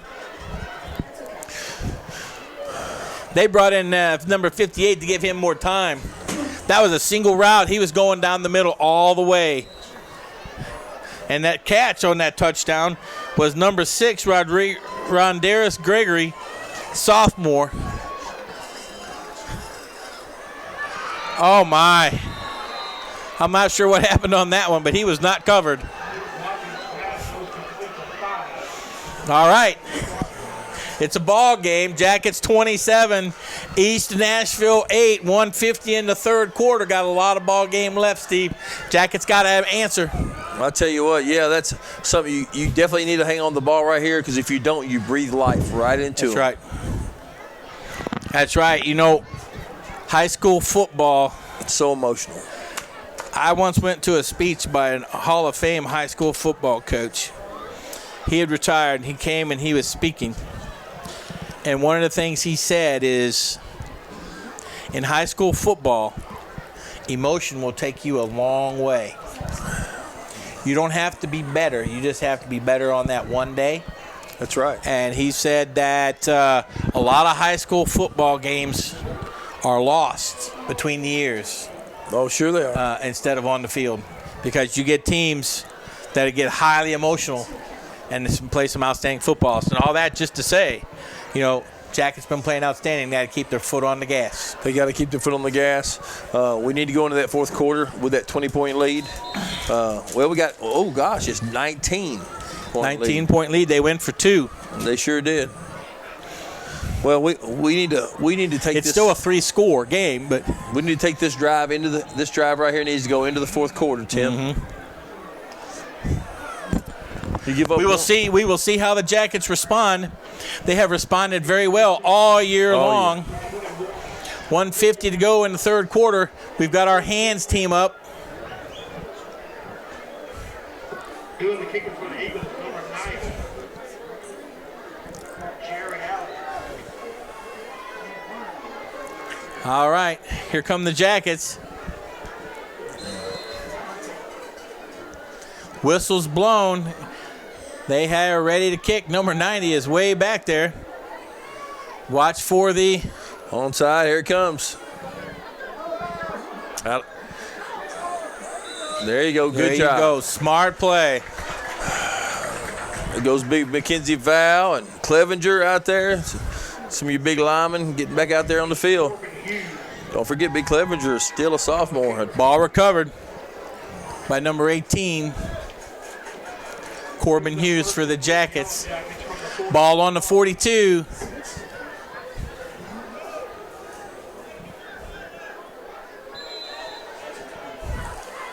All right, we've got an East Nashville team with a little bit of renewed energy. Ball's handed off inside to Ortiz. Busts through the line. Oh, just what the doctor ordered. Great blocking at the point of attack. We got a man down for East Nashville. I believe that's number 58. Is it 58? It is. It's 58. Yep, it's the second time he's down today. Opening play, Jackets blast forward. Great run. 27-yard run by Ortiz, and he's getting low, and he put those hands over that ball to protect it. He's built like a ball, Tim. Well, yes. The right kind of bowling ball. All right, 16-pound bowling ball. Great first down play for the Jackets. All right, they've got him up. Or getting him up. That isn't number 58. That was number. It's not. That's 59. That's 59. He not to be confused with the 6'3", 310. This is 59. He is 5'11", 300. Jordan Raybon.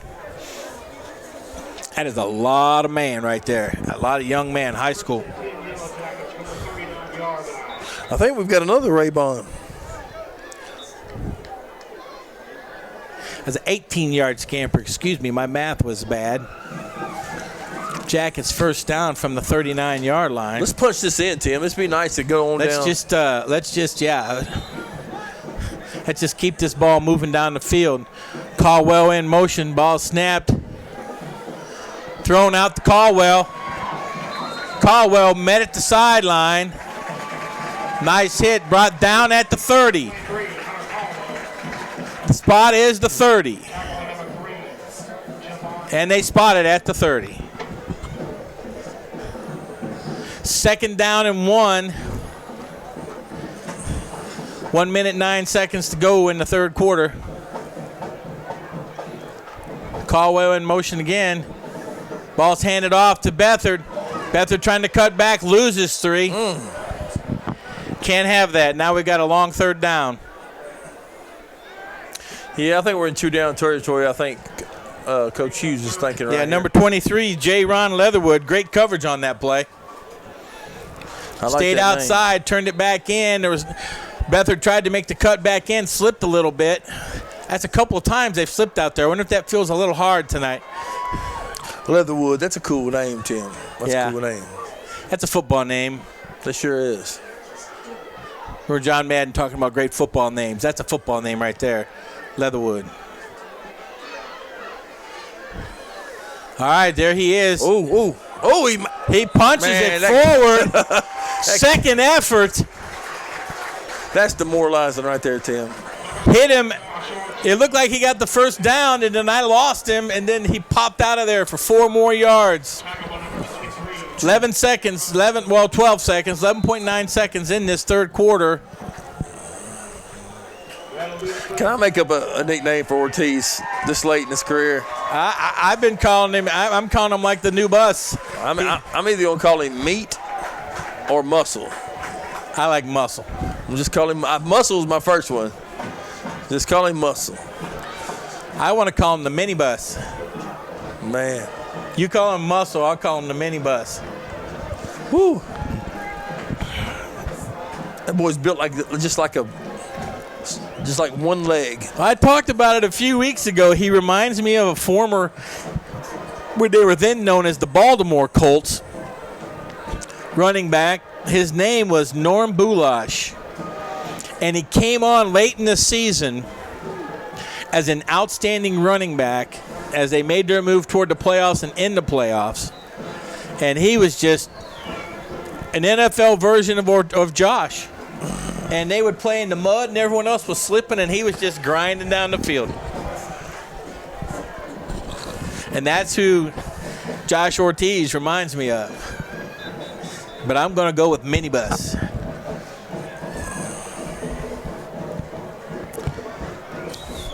Here we go, Steve, 12 minutes. Final 12 minutes of a lot of these young men's football career. We have to wait and see which size that's going to impact. Jackets, first down and 10. Ball on the 26. Handed off to Caldwell. Nothing doing. Ooh, I don't like the way he got wrenched down there. No. Number 1 on the tackle again. Number 1 and 52. Jacob Phillips and Deanetta Hill. Going to bring up a second down and 11. It's so important for those linemen to get off the ball and keep those pads low. It's almost like the old option days. Keep your eyes on the thighs. They got to stay low with that line of East Nashville because they have got size.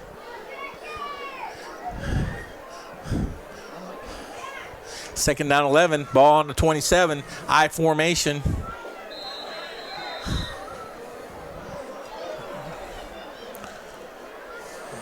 Coach Hughes having to burn one right there just to make sure he's got the matchup he wants to. Yeah, that's the second time out this half for the Jackets. I think at this distance we're either looking to, you're still in 4-down territory right now, Tim. If not, you still got a field goal option. You get inside that around that 20-yard line. Yeah, you need to get the ball down deeper. We need about a good 10 yards, or we had a 39-yarder, but that was long, and we need another 10, 15 yards for a field goal attempt. But if we get it down to the 20, that would be fine. But I just want some clock to burn up. I want them to burn up some clock and get 6. I'm a greedy man. I like touchdowns. I do too, Tim. But I just like the OW. That's right. The OW. I like touchdowns ending up in the W. Something my Cleveland Indians were unable to obtain in Game 7. Oh, I didn't get to tell you about that. Do you know my wife's grandfather played for the Cubs? Really? Yes, sir. So I was for the Cubs. Oh, I'm sorry. I was for the Indians. Ball's outside. Caldwell. Beathard. Beathard cuts inside, finds a little seam, takes the ball down to about the 17-yard line. That's going to be just shy of the first down. Ball spotted. I believe that's the 17-yard line. 3rd down 1. Boy, did you see? There was no real hole there, and at the last minute, Beathard saw that little gap between the two, and he just made a nice little power move, got right between him, gained an extra 5 yards. Nice run Beathard for the Jackets.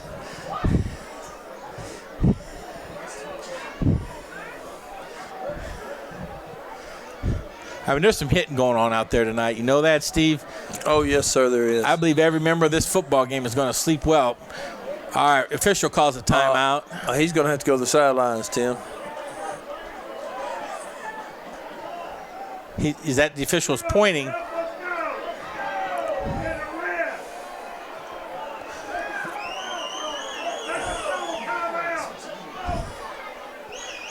And he'll have to go off the field there, Tim. You can't have equipment malfunction like that. He'll have to go off the field for one play.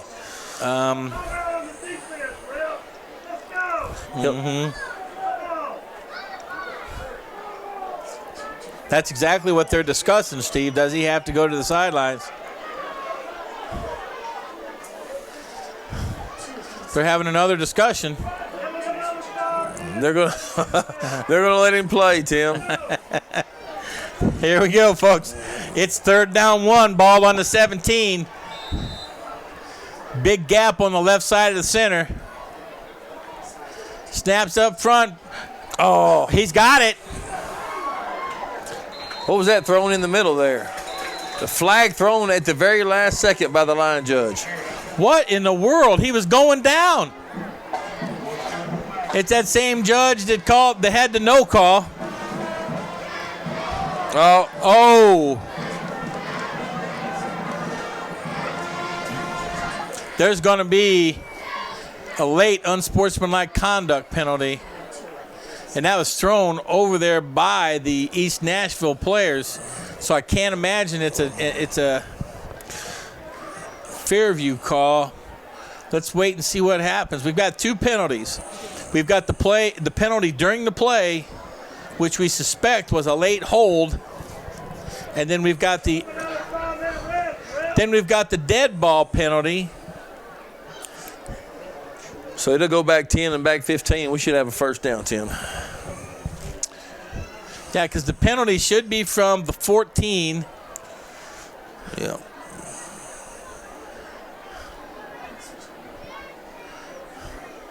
Hold. And then we've got dead ball, personal foul. I think that's unsportsmanlike when he puts the hands out. Unsportsmanlike conduct. That's a first down. And that'll be 15 yards, and that'll be enough for the first down. As I said, yeah, I think the dead ball personal foul is an automatic first down. The unsportsmanlike is just a 15-yard penalty. So now we have first and 10 from the 12-yard line. Oh, my favorite spot, Tim. They thought it was going to be first and goal from the 8. I think they were trying to guess. And now they're putting the marker down. Ball is on the 12. 10:34 in the fourth quarter. Jackets leading 27 to East Nashville's 8. And they are on the move. And the game is getting a little slow and a little stale. The clock is not moving. Okay, the official has started the clock. The Jackets need to do something. Harris Lusk up under center, in motion. Ball's handed off inside to Ortiz, and he's still going. He's getting pounded in the air, ripping at that ball. Woo. I took it to about the 9, maybe 10, maybe the 8. Mm-hmm. Clock is moving, approaching 10 minutes. Brings up a 2nd down 7. Harris Lusk back up under center. Jake Beathard dotting the I.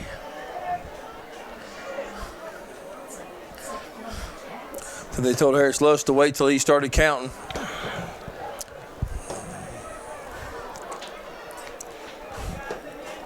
He's looking for that. He's trying to take as much clock as he can. But when you get close to the goal line. Ooh, whoa. Ooh, nice cut, Beathard. Get down. Ooh, big 50 went in there. Yeah, he realized very quickly there was nothing happening on the outside. No, didn't lose any, though. No, he saw it right away, and he said, I need to go north and south. He picks up a couple more, bringing up a 3rd down and 5. Ball is now on the 8-yard line. Brings up 3rd and 6 from the 7-yard line. Woo. that looks like I'm going to be corrected. The man in the booth is saying 3rd and 6. All right, Beathard There he inside, is up in there. Cuts inside. Oh, he might have a first down right there, Tim. He does. Depends on the spot.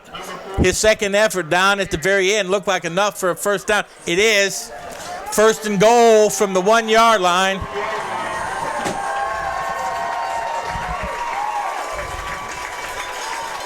Caldwell coming in the ball game. He's coming in for number 22, Brandon Nardozzi. And that was a nice run by Jake Beathard for the Jackets. That was part speed and a whole lot of want to. Caldwell. Ortiz powers it up inside. And they call touchdown.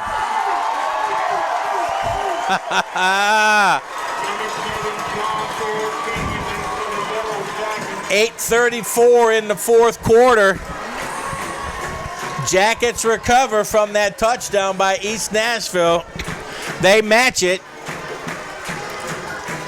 Perez in for the PAT.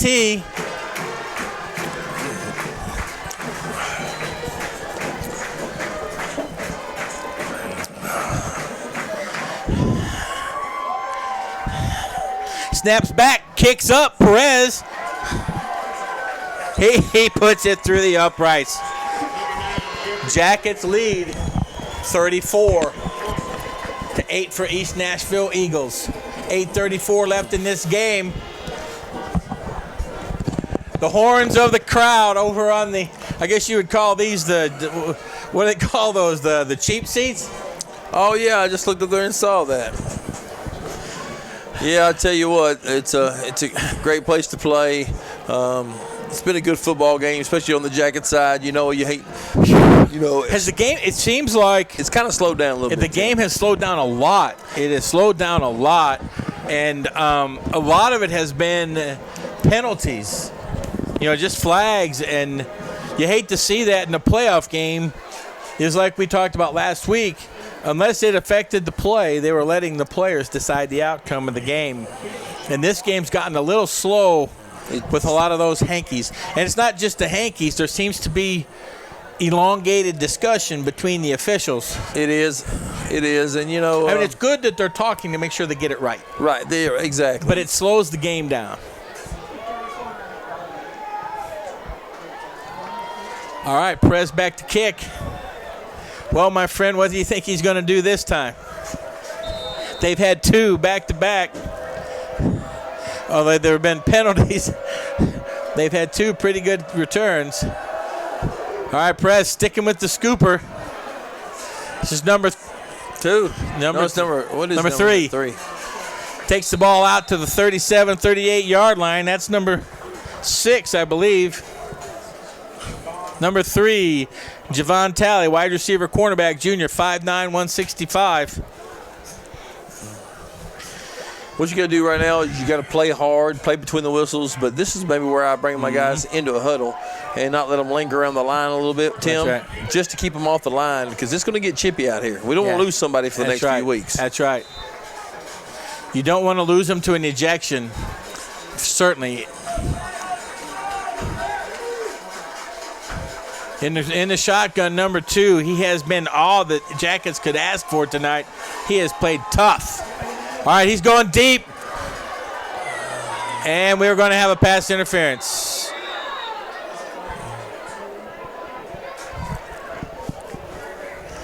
We got a pass interference deep.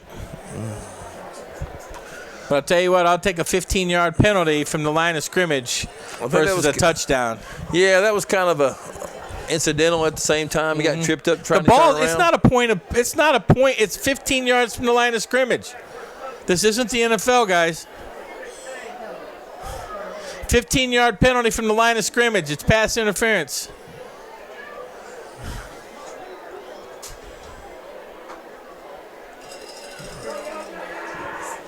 It's 15 yards from the line of scrimmage. There you go. They're going to get it right, Tim. I think they're getting a little winded, Tim. They've been out there a little bit tonight. They have. I don't know if we've got a couple guys that have officiated. It's not even a point of. I mean, it's not even a point of. It's not even like that in college. Only in the NFL. I don't assume to know the rules when it comes past the line of scrimmage, Tim. Spoken like a true lineman. First down, ball's on the 49-yard line of the Jackets. Watkins back in the shotgun, throws it over the middle, caught by number 5, missed tackle. Ooh. Christian Harris lost going to tackle. We can play soft, but we can't play too soft, Tim. That's right.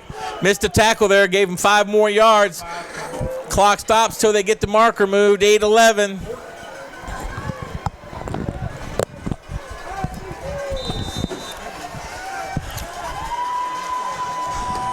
Snap it back. Wasn't ready for it. And but he's getting outside. We had no. We got to keep pursuing right here, Tim. And we are. No flag on that play. The ref's letting it get out of hand a little bit there, Tim. Yes. That was a blatant block in the back. I don't know what's going on. I think. Is there a flag? What are they talking? They did finally throw it right there. Now the Jackets have ran their mouths, and I think they just got a penalty. See, you can't get a personal foul right now, and you get a second one. Well, I think the Jackets just got a unsportsmanlike conduct penalty. So we're going to have 2.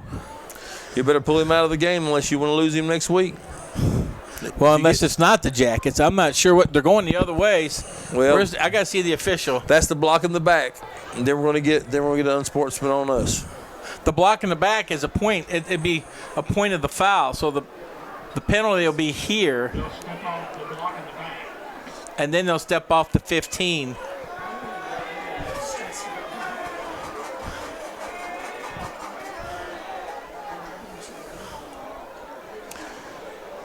East Nashville's pretty excited about getting that block in the back. I mean, the other penalty because they know it helps keep the drive alive. Unsportsmanlike. There's no need for that. There's no need for that. Well, it wasn't a personal foul. It was called they had a problem with their tongue and their lips. Couldn't keep them together. Ball on the 29-yard line. Brings up a first down and 5.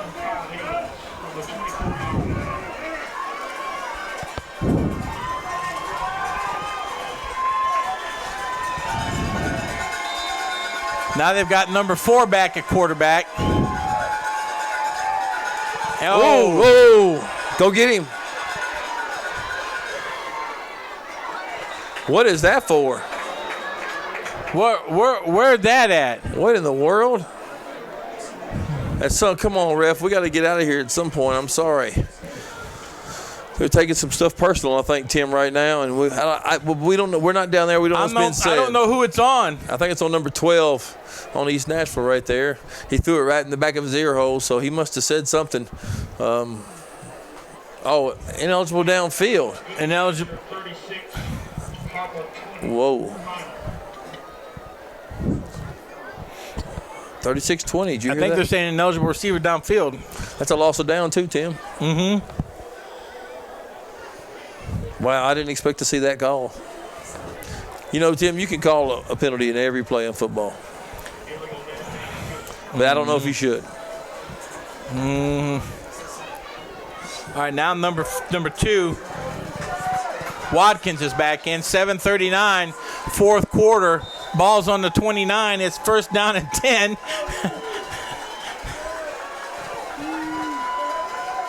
Snaps back, going to number 5. He dropped it. I believe Morton, Tristan got his hand on that just a little bit. That was a rocket. That was a good pass. Well, we're giving him so much room because we have to respect the deep threat that he's got. He's got a 7-yard cushion. He's just got to turn around, pass and catch, and run the ball. Yep.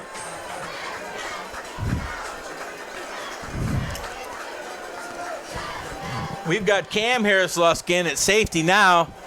I believe he's replaced. His brother's taking a little break. 7:35, 2nd down 10. Chase has got to jump that inside route. They're going deep to number 1, trying to. Where is the coverage there? He was too wide open, Steve. Yeah, he was but too wide open. But he's still underneath. You know, they're still running the 14 clock. yards is not underneath. Yes, it is. Underneath the coverage. That's too wide open. I think it looked a little deeper because he was rolling out deep that way. Well, it could be. 1st and 10. Ball's on the 15-yard line. 7 minutes, 20 seconds. Clock is running. But, yes, we're playing soft right now. But we want to keep everybody in front of us, just like you said.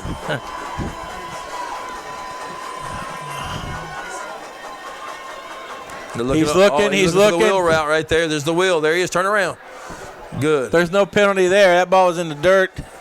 I know. He said, lob it up to me, buddy. I'm there. 5 said, lob it up to me. Get some air under that thing. You know, if our cover man, our linebacker, had turned around, he'd have picked that one off. Yep. It went right by him.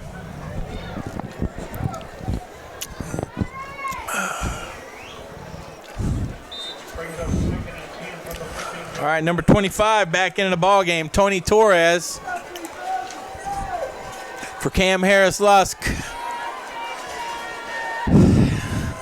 2nd down 10, ball on the 15, 6:54 in the ball game.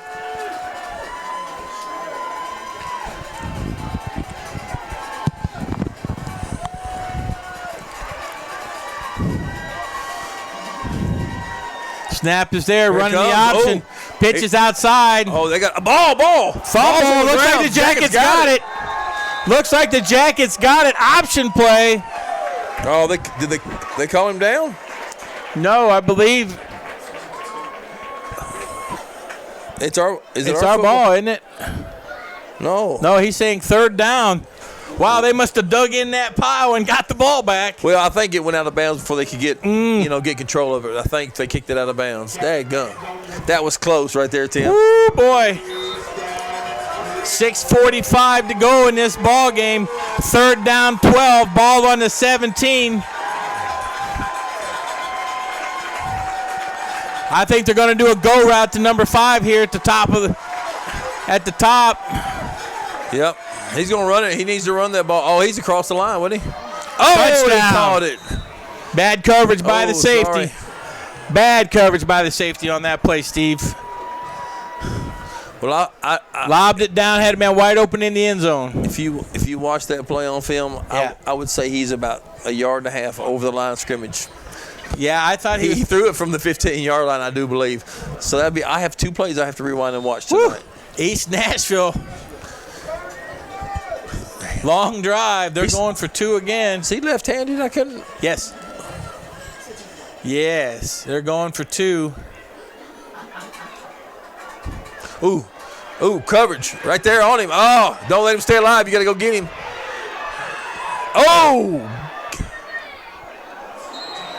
Oh, my gosh.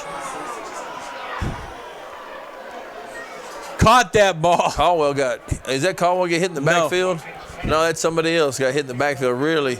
We had people right there. I will tell you this. East Nashville has got some phenomenal receivers.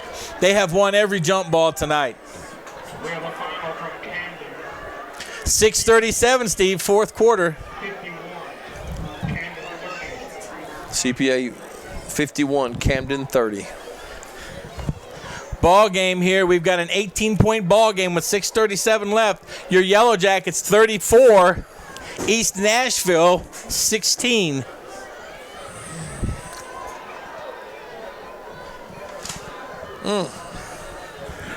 You know, self-inflicted wounds, like a unsportsmanlike penalty call. It sure was. That will go a long way to helping the other team re-energize. 18-point game for the Jackets. We've got to come back on offense, and we got to move this ball down the field, Steve. We got to burn up a lot of clock. Oh, we sure do, Tim. I'll tell you what, I'm going to ask you a question. There's a little more emotion going on in this press box tonight, isn't there? There's a lot more emotion going on in this press box.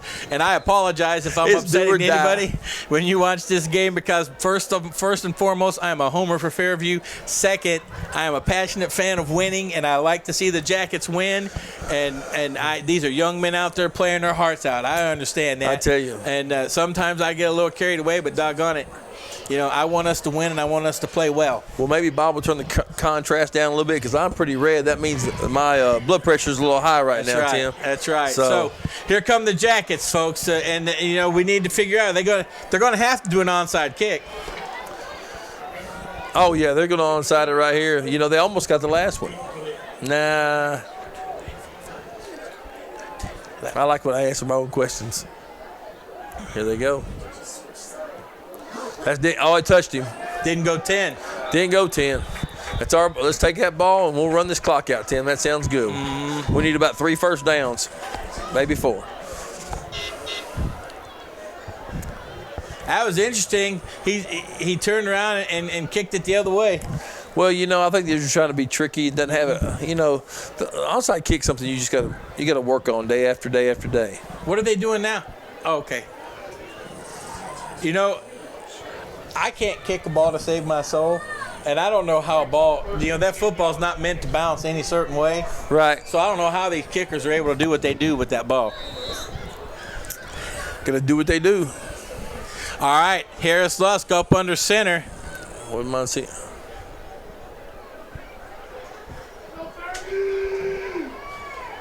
We're trying to call a play here. Got the play called in. Lusk under center. Ortiz behind him. Double wing formation. Ortiz butts out. Oh! He got chopped. Woo! The muscle. Whew. Minibus takes it down for a 4-yard gain. Number 7, Josh Ortiz. He's gonna feel that one in the morning. Look at him. We can't.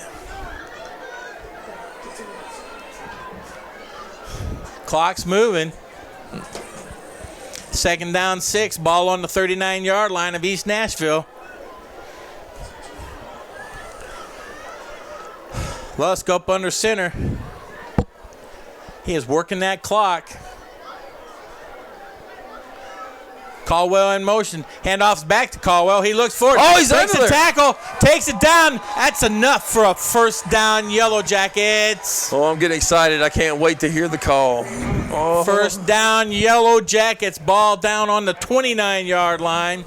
They'll move the markers and that clock will start. It's 5:46. That boom, there goes the clock. And we've got 30 seconds. Lusk bringing the ball in. He's back in the line. I estimate he's got 22 seconds left just based on that clock. He's watching for the play call. They're looking at the defense. He's up under center. Beathard pitches back to Beathard. Cuts up inside. Nice run.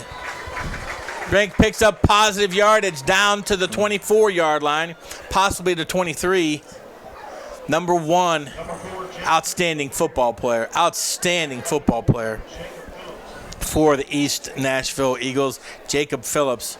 I don't know what his tackle total is tonight, but it's up there.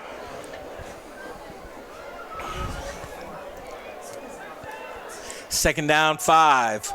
Lusk up under center. Again, a double wing formation, and Ortiz right behind him. Handoff is it? No, it's faked. Outside to Beathard. Ooh, Nothing gosh. happening.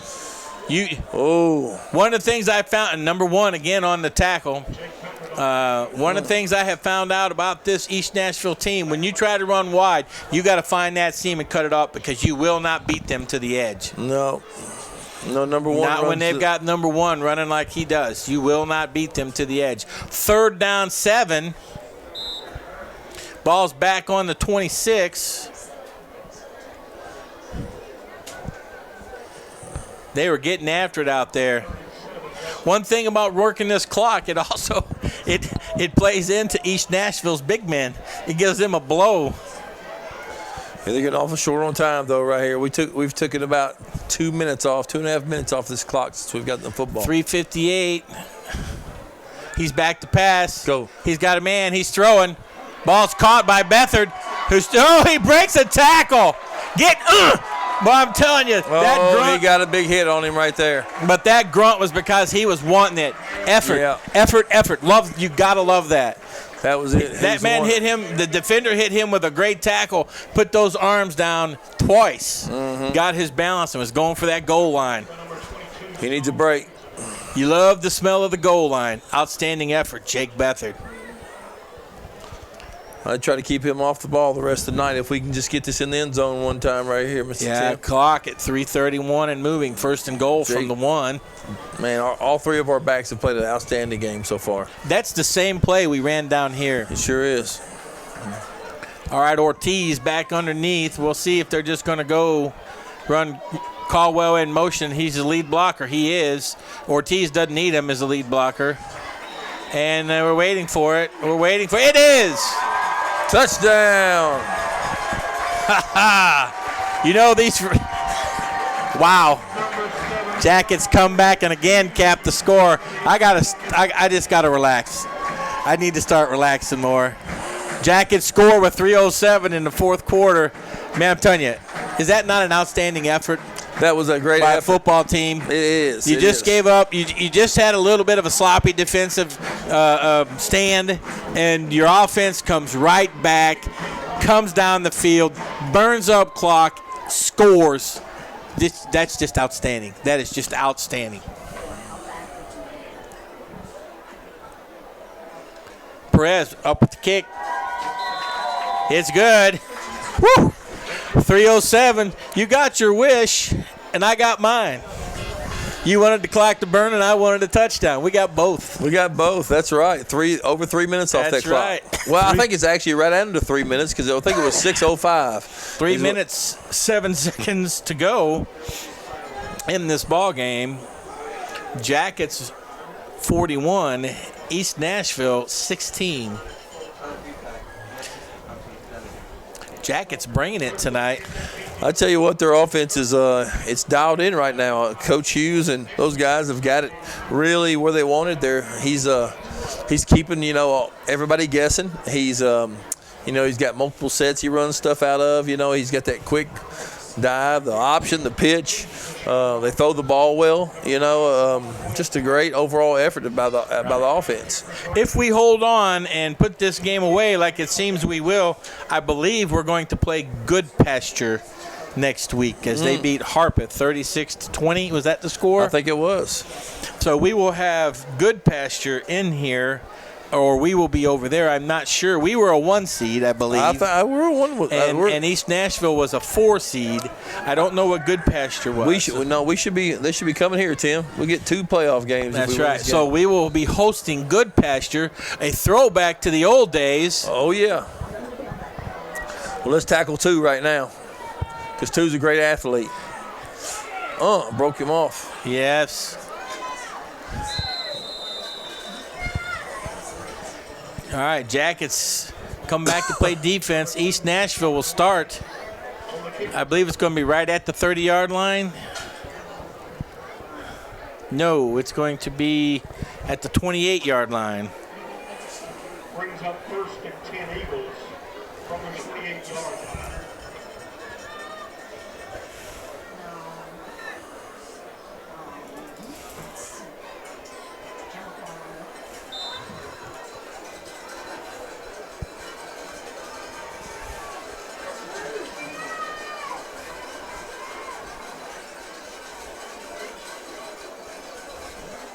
Snaps back, throws it over the middle. Hey! Don't look. Hey, don't. Play ball. We can't get a tone. We can't get a personal foul right now. You don't want to get ejected. You don't want to get ejected from any game. That's the one thing I start talking to Coach. Coach will start talking to him about. I'd even take their time out and talk to them, calm them all down a little bit.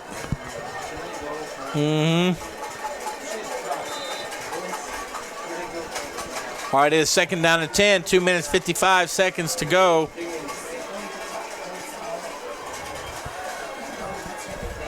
Ball's outside to number 3, incomplete.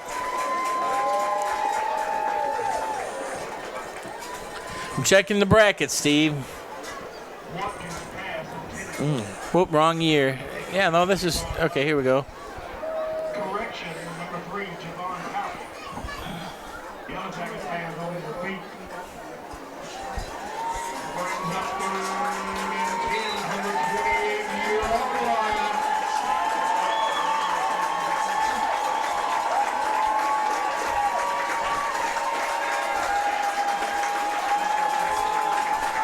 He's back to pass, rolls to his left, throws the ball down the field, got a man.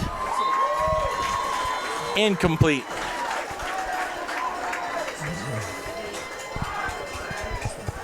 All right, we will be playing, if we hold on to win, we will be playing Good Pasture.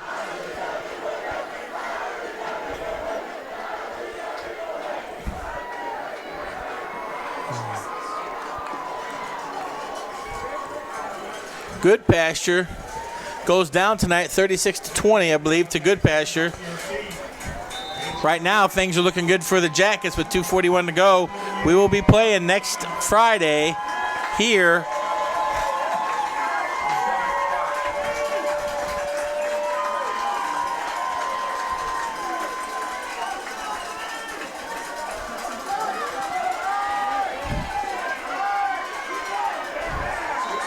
He's going to come up short.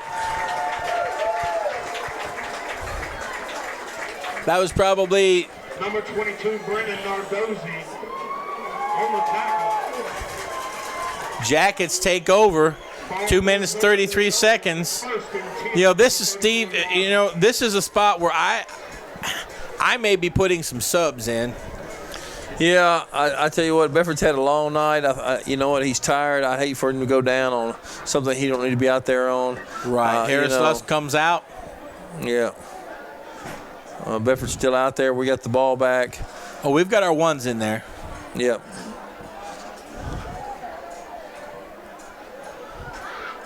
Ball's handed off. Bethard, he's looking pretty good on that. He's gone to the house.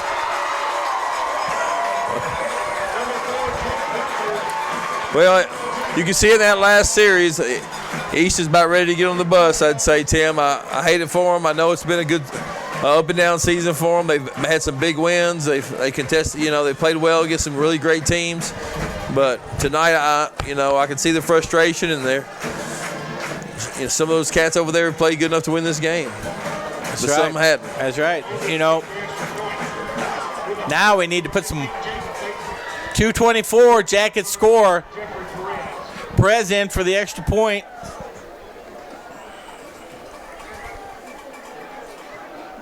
That looks good. That was kind of a throwaway touchdown. East Hickman pretty much, you know, let that one go. East Hickman. Excuse me. East Nashville. I know it. My apologies to East. Hey, it's okay. I don't want to call you on it, Tim. Jet sweep score. Well, you know, Tim, Jake Bethard, he's been running hard. He's been running hard all night. He deserved that one. He did. I tell you what, it was been so close several times. But I tell you what, I guess one of the big things is that the Jackets came in here and they've played like a 1 seed tonight. That's right. They've played like a 1 seed. They played great football. It had some mental lapses, got a few penalties that shut them down early. But any time that looked like it wasn't going their way, they pushed through. You know, so I'm proud. Right. I'm really proud. The last 3 games, best 3 games I've ever seen. Even Coach Hughes' teams play. Last 3 games, very disciplined. Best 3. They're coming together at the right time. They're very disciplined. They're playing great football right now, and it looks like we will be playing next week. We will be hosting Good Pasture Christian, and for longtime Fairview fans, that goes back a ways. I mean, we were playing them back when Coach Ruiz came here and turn this program around. Well, that's who beat that 86 team. That was 8-2, and then a lot of guys play Good Pasture. Mm-hmm. All right, kick is back. Number 6 has it. He decides he's just going to run it. And run he is. He's out of bounds. I'll tell you what, that is just a sophomore, Rondarius Gregory. Sophomore, 5'9", 165. He's got a future at East Nashville. That young man is going to be an outstanding football player. Well, I think is he the one that pitched it back earlier? Yes. I know. He's a sophomore. But he wished he could get that one back. I bet he wished he could get that one back. All right, East Nashville, the Eagles, they come to the line. 2 minutes, 12 seconds left.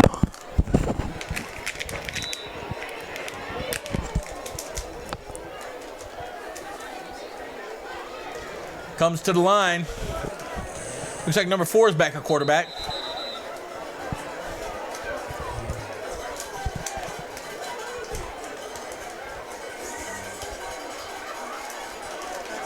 What? Timeout Fairview. That's their last timeout. Well, we got a 32-point deficit right here, Tim, and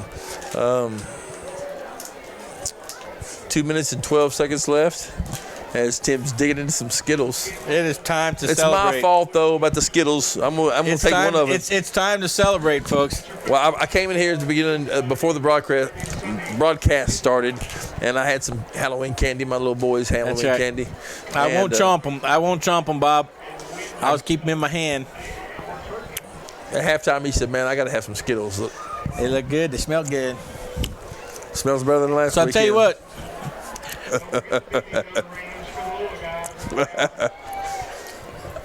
I wasn't eating Skittles in here. Oh.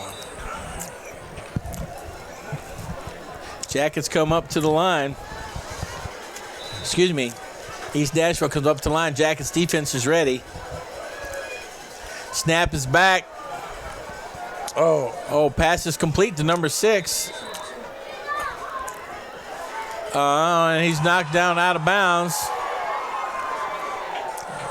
Jackets doing some substituting now. Number 6, Rondarius Gregory on the reception. Driven out of bounds by number 2. Second down, 4. Ball's on the 36-yard line. Both teams subbing now liberally.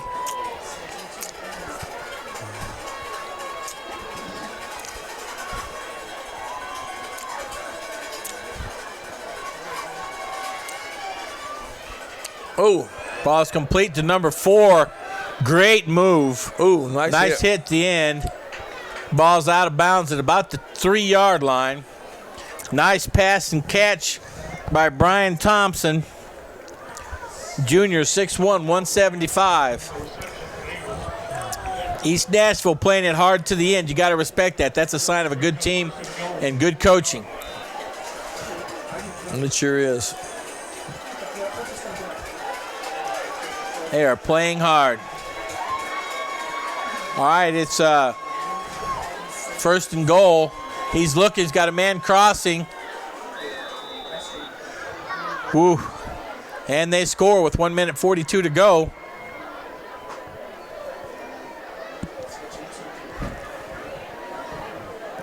Number 10 on the run, Dave Thompson's pass. Complete for the touchdown. Number 4, Brian Thompson. Christian Harris-Lusk coming out of the ball game. David Conrad coming out of the ball game. They both played great tonight. They had outstanding efforts by both players. And, you know, that's what I watched a movie about a really good coach out in California, and that was what he preached to his kids. He said, I just want a 100% effort on every play. It doesn't mean you aren't going to make mistakes, but I want 100% effort. And that's what we're seeing here today with the Jackets. Pass is caught by number 4 for a 2-point conversion. Makes the score Jackets 48, East Nashville 24 with 1:42 left in the game. Stand by for the onside kick. Still got a 24-point ball game right there, Tim, and 1:42. Jackets get this snap. They run the clock out. We go on to the next round. But I still, I think it's smart to get your first guys out of there, get them some rest. They've played their butts off, I mean, this East Nashville team is no slouch. They have beaten some great teams this year. You know, they played Hendersonville to a 44-28 loss. You know, they beat White House Heritage 27-21, and Good Pasture they lost to 23-0. But they hung in there. Good Pasture's a high octane offense. Their school has turned it around this year. Yeah, they lost. Remember, they had lost. Very unlike Good Pasture. Oh yeah, they had lost quite a few in a row. And they turned it completely around this year. They sure did. Well, we need this ball right here, Tim. Mm-hmm.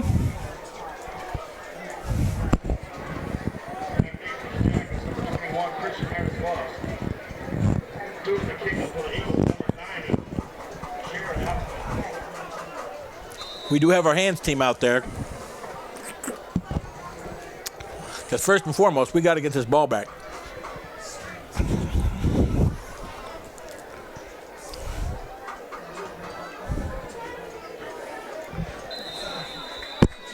All right, ball recovered by Jake Beathard. I believe that's who it was. Nope, that's number 18. That's Corbin Hughes. That's twice. He's had 2 of those. He has. Good hands. Yeah, good hands.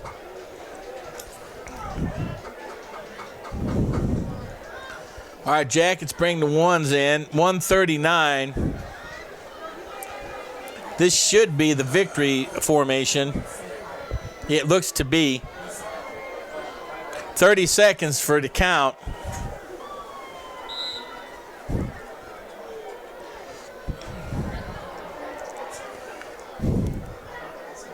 East Nashville, I don't think they have 11 on the field, Tim.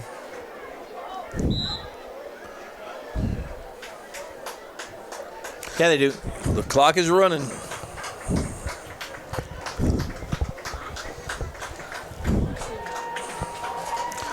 Proud of these Jackets, Tim. And that clock, that 30-second clock started just then. He just blew the whistle. That's good.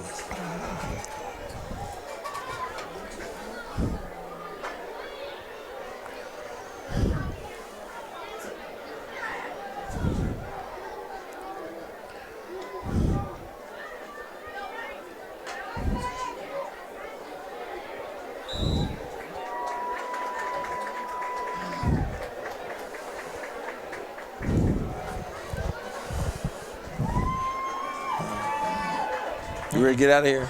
No, I'm watching this till the end. 42 seconds. You ready to get out of here? I'm ready to go to the second round. What about you? I'm ready for the second round. Bob, I'm eating popcorn.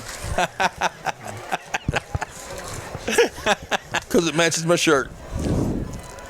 He needs to take this one all the way down, and he could take the penalty. And then they could snap it and just walk back and take a knee. Just don't, well, all right.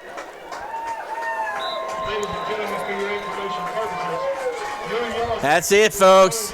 Your Jackets are going to come away 48, East Nashville 24. Next Friday night, it will be your Fairview Yellow Jackets into the second round against Good Pasture Christian, a rival from back in the day. And they're coming off a 36-20 win over Harpeth.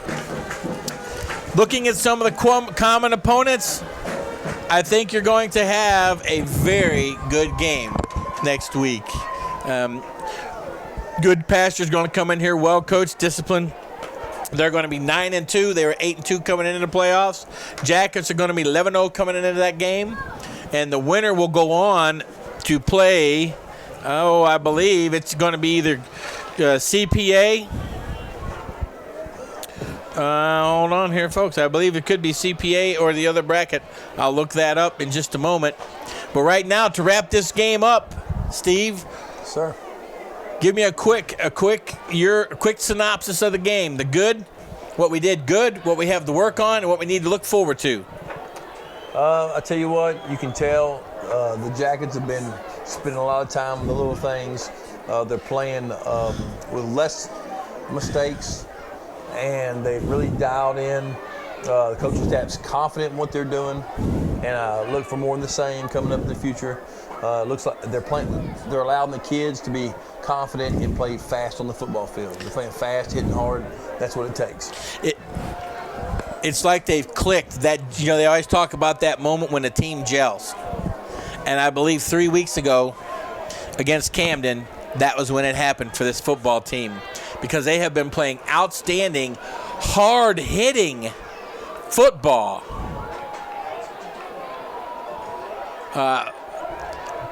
Since then, they've just playing outstanding. Okay, so next week we've got Good Pasture. The winner of that game will play CPA or Stratford. I believe Stratford beat Cheatham County tonight, if I heard that right. So if we win next week, we will play the winner of Stratford and CPA in the third round. So, all right, folks, stay tuned. Jackets are on a roll. Great football. See you next week. Have a good night. Bye.